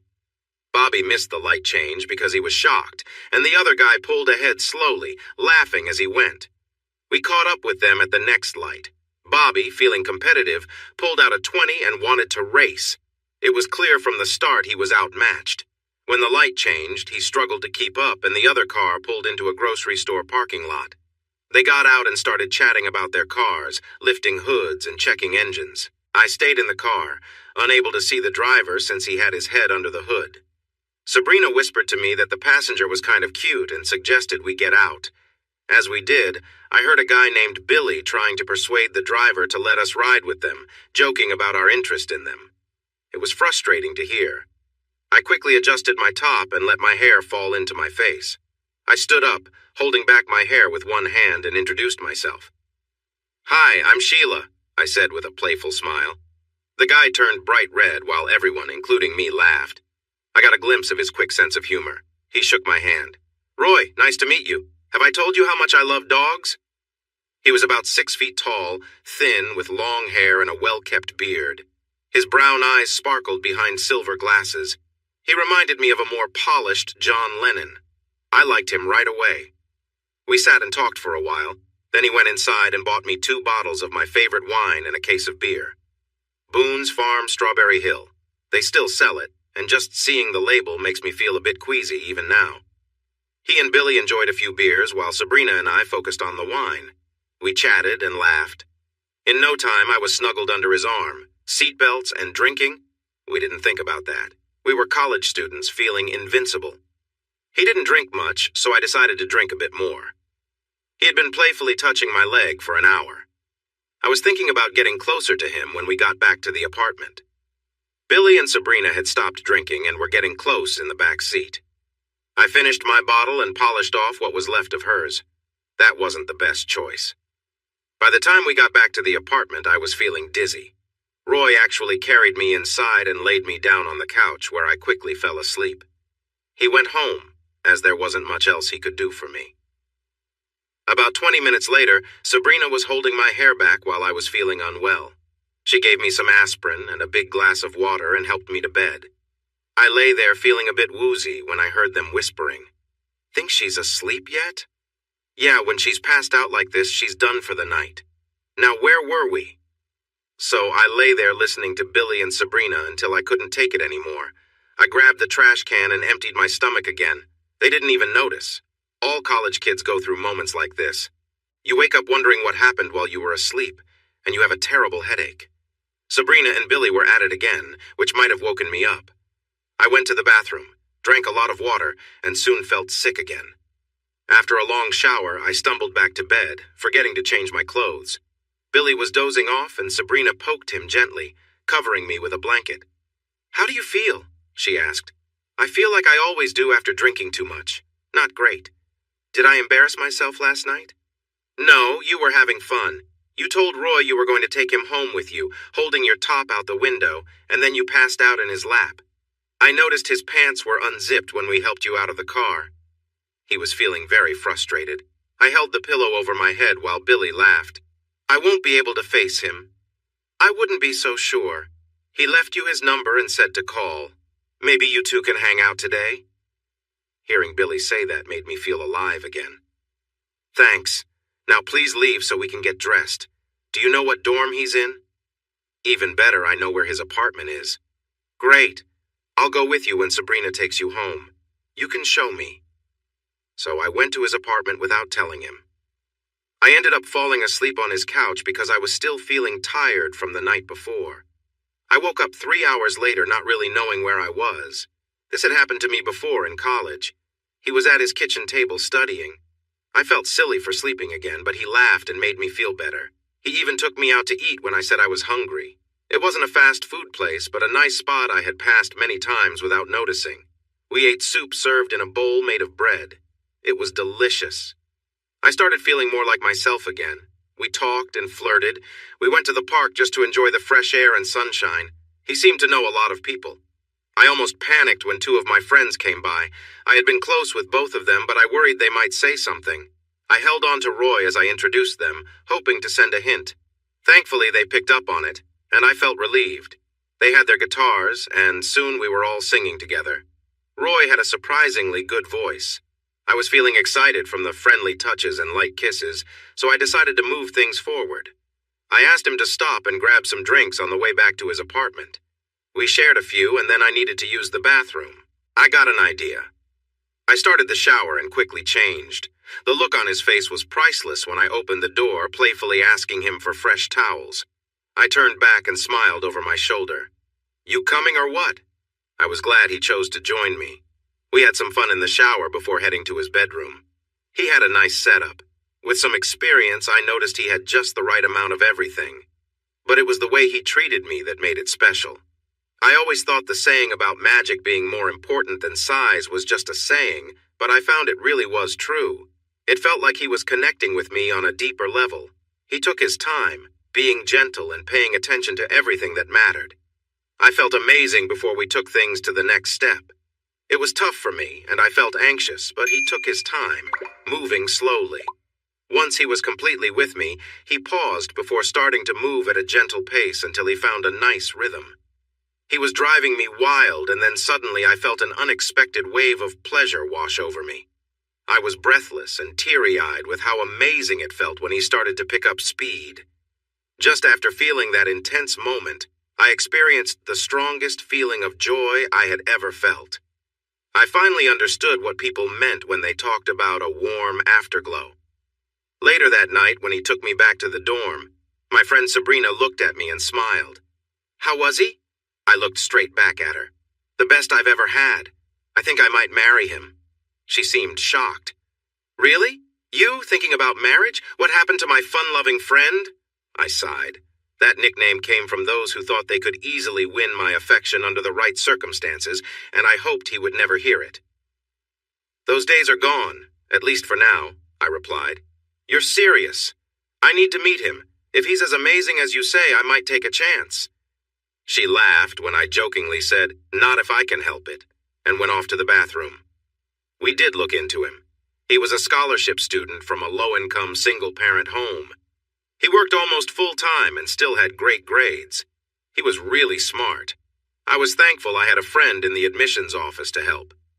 He told me all this over the time we spent together that first year, and I never let on that I already knew.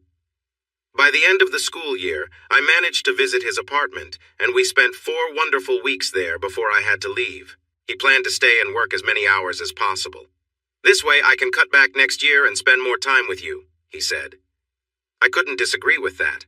My mom had gotten me a job at a nursing home. It was good experience for my studies, but I really didn't enjoy it. Yes, the elderly should be treated with care, but changing their clothes multiple times while they complained made it challenging. After some time, I had my fill and decided to leave the job and return to the apartment. I was sitting on the couch when Roy returned home. "I didn't want to waste any time," I told him as we walked towards the bedroom. I lived with him for the rest of college and a year after that, until I made a mistake. I knew we were meant to be together, have kids, and build a life, but I just wasn't ready to take that step.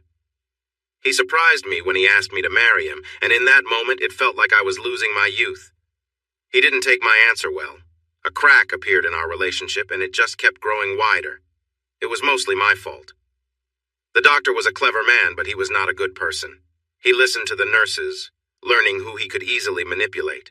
He acted friendly to me, boosting my confidence. He suggested I move out for a while. "Make him miss you. Let him feel lonely for a month or two and then come back. He'll appreciate you more, and you can set the pace of things." He didn't understand Roy or how he thought. If he had, he might have thought twice. So I left and hid away. A month later, the doctor invited me out, and soon we were in a situation I didn't want to be in. He didn't care about my feelings. He just focused on his own needs. There was no time for affection. He rushed back home to his wife. Getting involved with a married man made me feel ashamed. We met once more before I finally said no more. He didn't seem to mind at all. He moved on after that. He even started to treat me poorly at work, criticizing me in front of the other nurses. I lost my temper and pulled him into an empty room. I slapped him hard. "Don't ever treat me like that again. I'll report you to the administrator for harassment. I'll tell them everything. I may be a new nurse, but they won't get rid of me easily. You, on the other hand, could lose your job and your marriage. Think about that." He left a few months later, hardly saying goodbye. For about a month, I sulked, trying to figure out how to get back with Roy. Then Sabrina took me out to a club to cheer me up. She cared for me like a sister, but didn't have much patience for my sadness. "What were you thinking? You won't find anyone better than Roy. You need to act fast. I've seen him with someone else, and she looks really happy." Those words hit me hard. Roy was dating someone else? I was angry. When we got to the club, my heart dropped seeing him with that girl. She was attractive too. It made everything worse, and when I saw them dancing together, I lost control. The girl stood there smirking while Roy shouted at me. He knew about my time with the doctor. His words cut deep. "I'd tell you to find someone else, but you already have." Everything else faded away. I don't know how I made it home. When I returned and saw unfamiliar men clearing out the apartment, I broke down, begging them to stop and put everything back. When I finally understood that he was really gone, not just away for a bit, I realized what I had lost. The time between his leaving and when we came back together is still a bit unclear in my mind. Eventually, I started dating again. I never found anyone I liked enough to date more than once. Yes, I spent time with a few people. I was young and healthy, and I had needs. It wasn't like I was being unfaithful. True to the saying, it was just casual. No feelings involved. I felt very jealous of Sabrina and Billy. They were married, and she just told me they were expecting a baby. I wished it could have been me. She mentioned he had been in town one Tuesday at the hospital where we both worked after graduation. Why didn't you tell me? How did he look? Did he ask about me? Why didn't you say anything? She raised her hand to calm me down. Slow down. We didn't know he was here. We ran into him at that little cafe, the one with the good soups and bread. He didn't ask about you, sorry, but he promised to stop by this weekend on his way back and see our new house. We're having a little get-together with friends he hasn't seen in a while. You can come, but only if you behave. I couldn't focus the rest of the week, which is not great for a nurse. Sabrina made sure I stayed on track and didn't make a mistake. I changed my outfit and did my hair and makeup multiple times. I wondered what he would think of my appearance now. My long hair was gone, and I had a cut that just reached my shoulders. I didn't like it much, but it was easier to manage. I made sure to arrive a bit late, wanting him to feel at ease first. I walked out to the patio just as he began sharing a story about a funny experience he had in a parking lot. I listened, questioning if I had ever truly known him. He looked up, and when our eyes met, he stopped laughing. I noticed Sabrina said something to him. He shook his head and smiled, and she seemed to relax. All I could do was gaze at him. After a while, Sabrina tugged at my arm. Come on. Are you going to say hello to him or what? You're making everyone uncomfortable. I had finally mustered some courage. Just then he walked over to me. Hi, Sheila. I like your hair. I touched it nervously. Thanks. Does it make me look older? I was surprised when he said yes, but he quickly added that it might just be because I was older now. He had changed too. His hair was much shorter and he was clean-shaven. I had never seen him without a beard before. He had a nice jawline. I could get used to this look.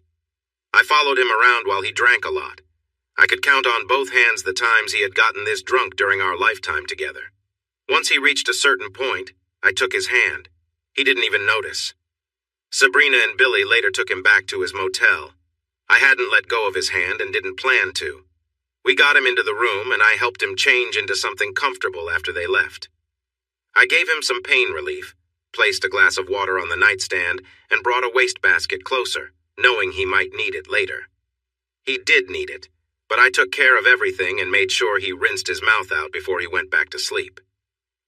Seeing he wasn't feeling well, I changed into something simpler.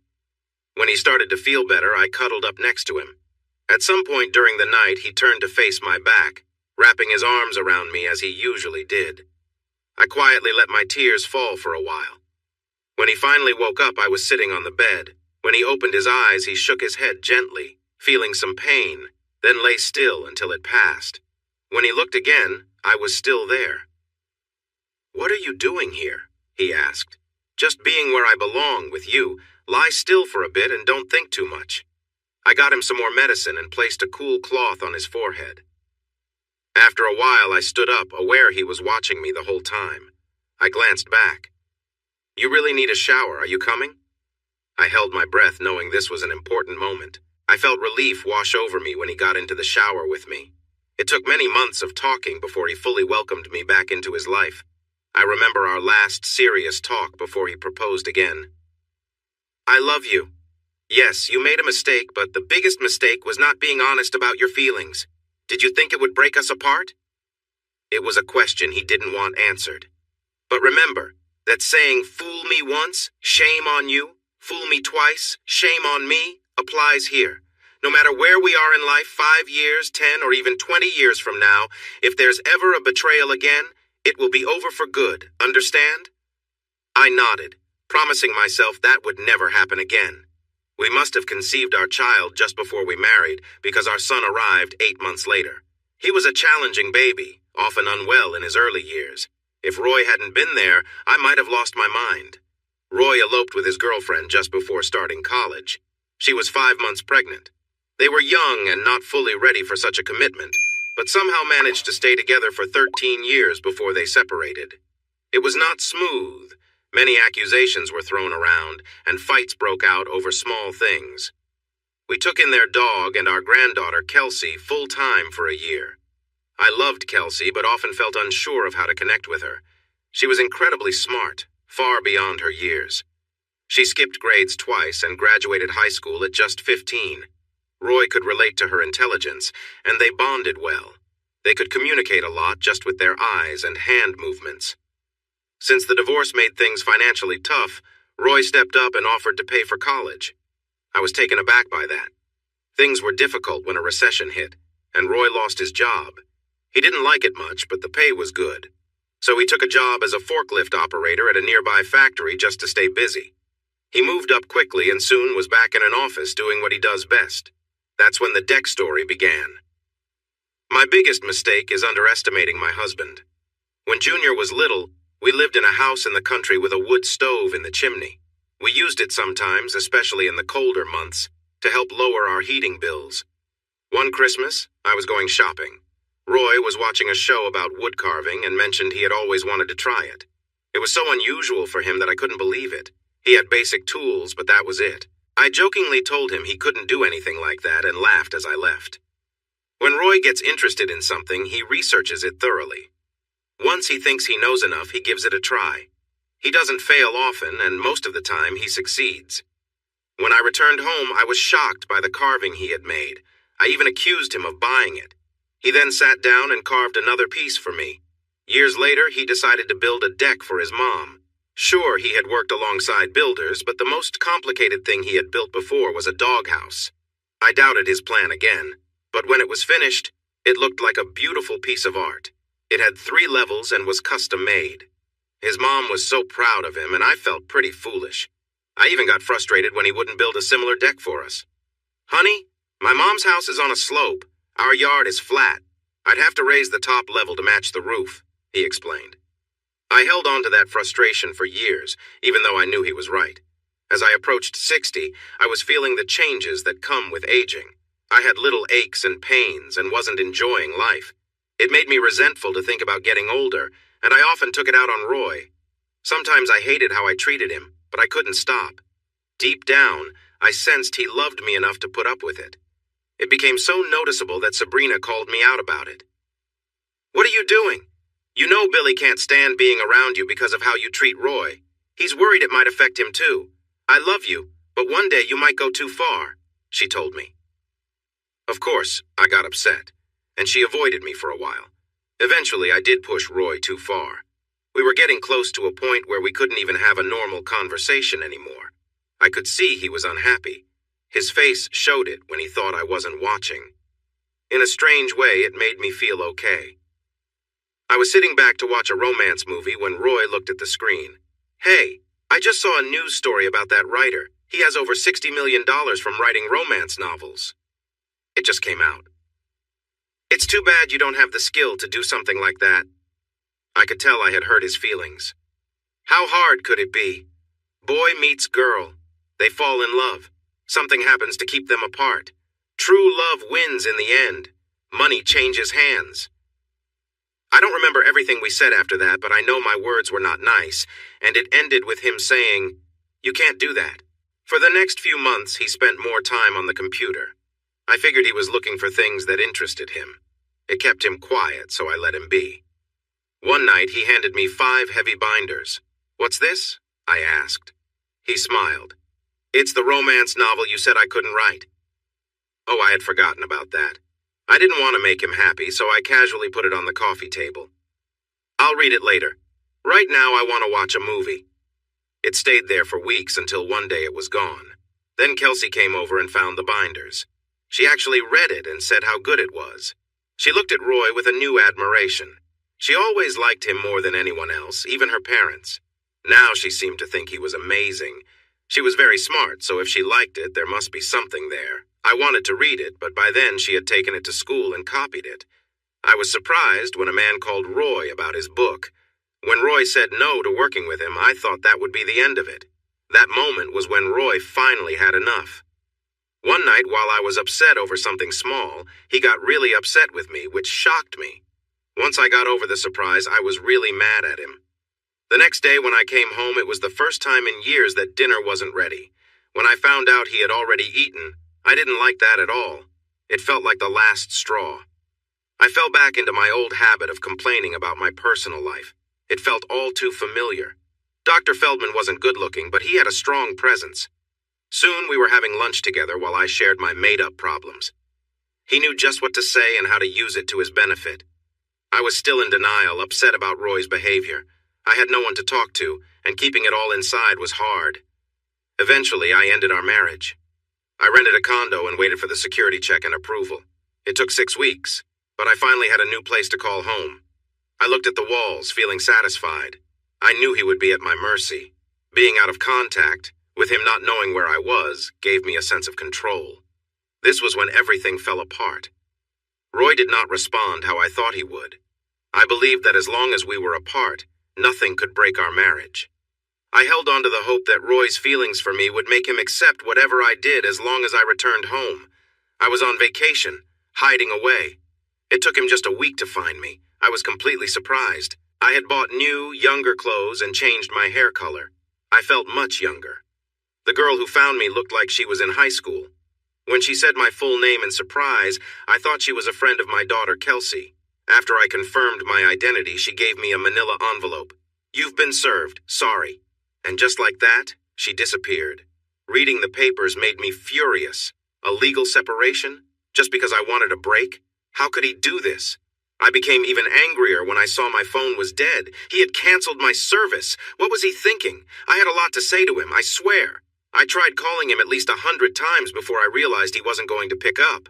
When I finally got through to his workplace and started yelling, he hung up on me. I called back and spoke to the receptionist. She knew who I was and told me very clearly that if I didn't behave, she would not put me through.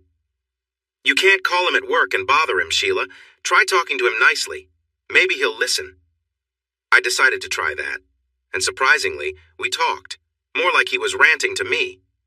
When he said that if he found out I was seeing someone else, our relationship would be completely over with no discussions, I should have listened.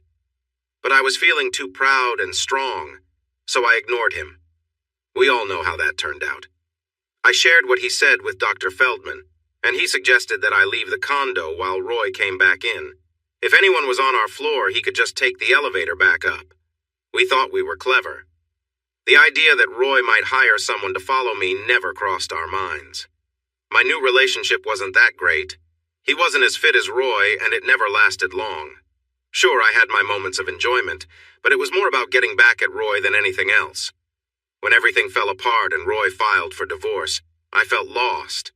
I had no idea what was in the envelope I received at the hospital, so I opened it at the nurse's station. When I saw a picture of myself at the door with my robe open, along with the words "time expired" across it, I knew my life was in shambles. I fainted and the picture fell to the floor. 4 nurses and a doctor saw it, and by that evening everyone at the hospital knew. Randy Feldman was really angry. I didn't care much at this point, and I told him so. After that, we avoided each other the rest of the time he was at work. It took me weeks to realize just how much I had messed up. I was feeling close to a breakdown. Sabrina and a few friends helped keep an eye on me. Sabrina set up a complete checkup, and since she was part of the medical team, they looked into more issues than normal. They found that I had some hormone problems that needed medication. My blood pressure was also very high, so I had to take pills for that too. Additional mental health assessments showed I had mild obsessive-compulsive disorder. This could make me want to control things and people around me, which meant I needed another set of medications. All of this, along with therapy, really helped me, but it felt like it was too late. Then, Roy vanished, and even Kelsey didn't know where he had gone. The only address we had was for a company called YCDT and his lawyer. I knew deep down that things were over between us, but I held on to the hope that counseling could bring us back together. I thought if he would just talk to me, he might understand my side and come back. We even had a meeting before the counseling started, but all I could do was cry and say I was sorry. The counseling sessions ended up being useless. I sensed that our therapist didn't care for Roy and might even feel a bit scared of him. Instead of ignoring me, Roy challenged everything I said. When the therapist learned that I had also contributed to our problems, he pointed that out too. Sometimes when I was pouring my heart out, I'd notice the therapist smiling slightly, and it hit me that he might be enjoying my discomfort. I started to think that maybe that was why he wanted us to have these sessions. Once our counseling ended, we moved to arbitration. Roy likely thought it would be easy, as he was offering a lot. I fought hard over every small detail. When we received the financial documents, I was shocked. I had no idea where all that money came from. I knew he had quit his job, but I had no clue what he was doing now. Then it came out Roy was a successful writer. He was a best-selling author known as a rising star in the romance field. I remembered nurses chatting about him and had even seen his book lying around. I couldn't believe it was him all along. He was ready to give me more than half of everything. After adding the house, it came to nearly $1 million. My lawyer was stunned when I turned down the offer and asked for quite a lot more in support. I saw a change in Roy's expression. He didn't seem amused anymore. He had a quick talk with his lawyer, and when they returned, I noticed her smiling for the first time.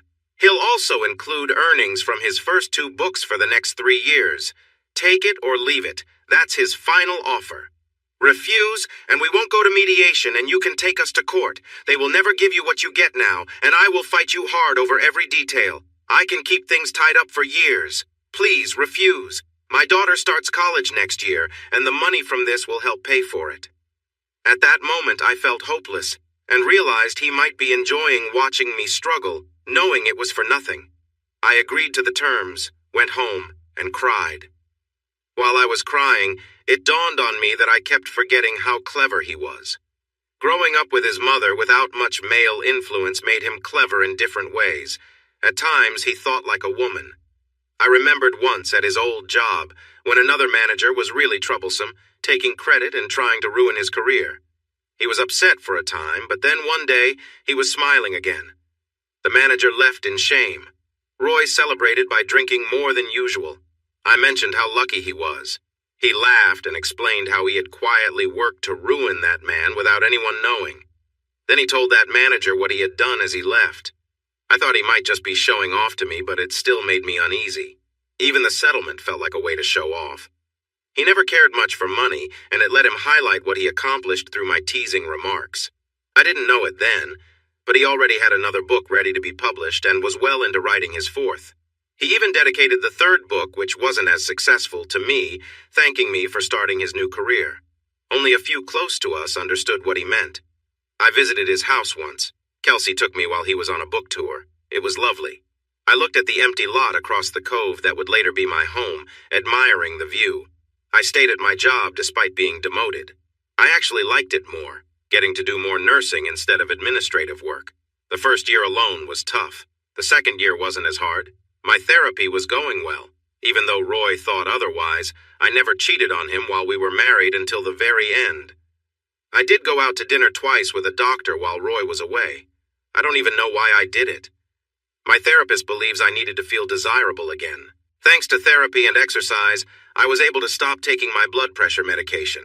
I found yoga by watching a 70-year-old woman do very advanced poses with ease. I looked at her fit body and guessed her age at about 50. She laughed and said it was a mix of exercise and some small surgeries. I signed up for her class and got hooked. I went 5 times a week. The first few weeks were painful, but soon I was pushing myself harder. I got healthier, lost some weight, and felt a lot more confident. I made the most of my situation and decided to get a little bit of work done to look better. I stopped coloring my hair because I liked how my instructor looked with her natural silver hair, so I bought some special shampoos to make it shiny. People started to notice the changes in me. I even received date offers from men in their late 40s, but I wasn't really interested. When I turned 60, I talked to my financial advisor. Thanks to my retirement plan, my savings, and some money from Roy, I had a little over $1 million saved up, not counting Social Security. I decided to retire.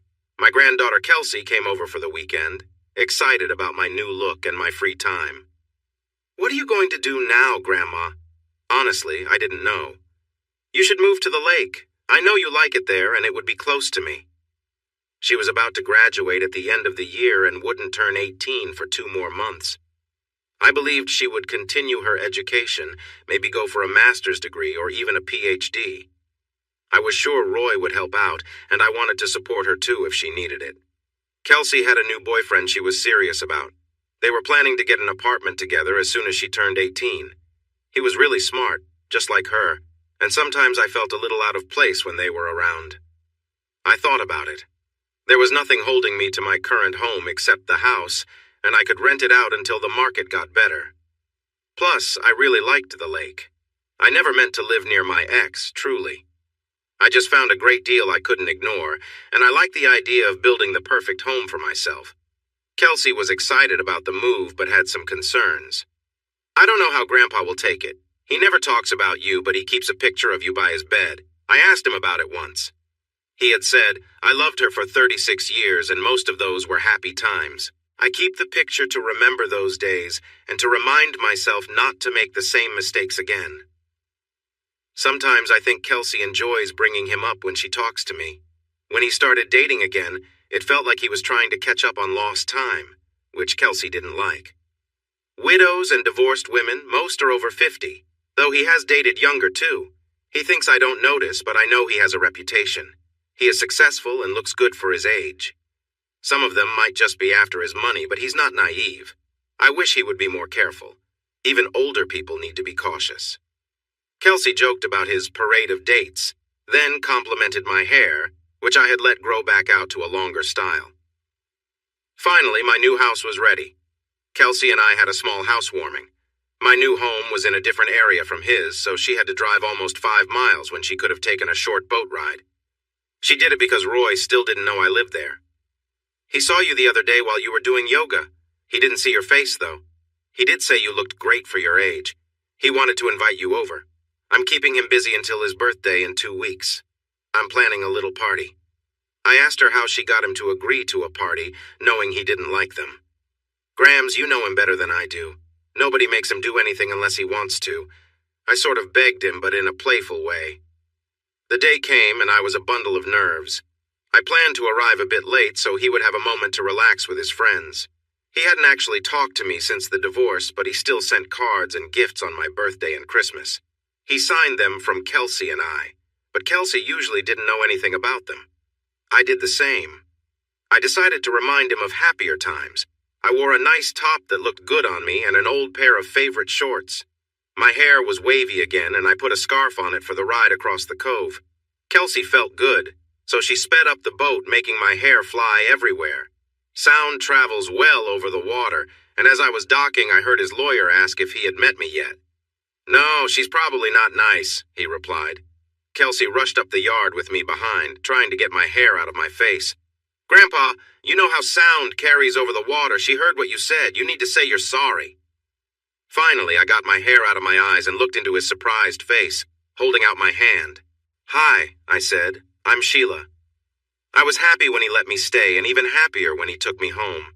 I felt so joyful when he went to sleep after a nice evening together. I was surprised he stayed, even though I had to really persuade him. I focused on making him happy, using my yoga skills to create a nice atmosphere. It wasn't fancy, but we enjoyed a good time together. He was different, being more open and affectionate. I realized later why things felt different. He could be that way because he didn't have to stay, so if I didn't like something, he could leave. I actually preferred his new approach, but I hoped he would be gentle sometimes. I wished for more moments like that. The next morning, we talked and parted on good terms. I told him how proud I was of his writing and how talented he was. I also shared some updates about my life since the divorce, mentioning my health and my challenges without going into too much detail. I see him almost every day. I bought a nice little boat with a lot of power. Kelsey borrows it when she's there and speeds around the lake with her friends. She always returns with just enough fuel to reach the marina. In some ways, he still gives me the cold shoulder. Sometimes he tells me to stay home even though I'm all alone there. And if he's working in his office, it better be something very important if I want to knock on the door. He knows it bothers me, but every few weeks or so he goes to the country club and brings home someone new. I met a few of them at his birthday party. I didn't try to get too close to him in front of them. I let them know I was serious competition. I even bought a powerful pair of binoculars that I claimed were for bird watching. Once he noticed the shine and got his own pair, pointing right at me and waving. One of those women came out from behind a wall.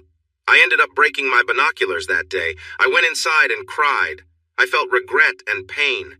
I had done this to myself, and I had no one to blame but me. I usually stayed down for a day, then I would go over and do my yoga on his patio behind the privacy wall. I had a bad habit of forgetting my workout clothes. Someone often caught me about 2/3 through my routine. I practiced different skills then. I was speechless when he invited me over to share breakfast one morning. I thought he had a woman over the night before. We were just enjoying our first cup of coffee when Sabrina walked out in a robe. I was shocked as I moved my gaze from him to her. She hugged me and said, "Surprise!" It was clear she wasn't dressed underneath the robe. How? Why? What happened with Billy? A shadow crossed her face. Billy was just waiting until he got his benefits. Then he and his girlfriend, who he's been seeing for 5 years, planned to leave. On his retirement day, I served him papers at his farewell party. I even included some photos for him. I hope I didn't spoil it.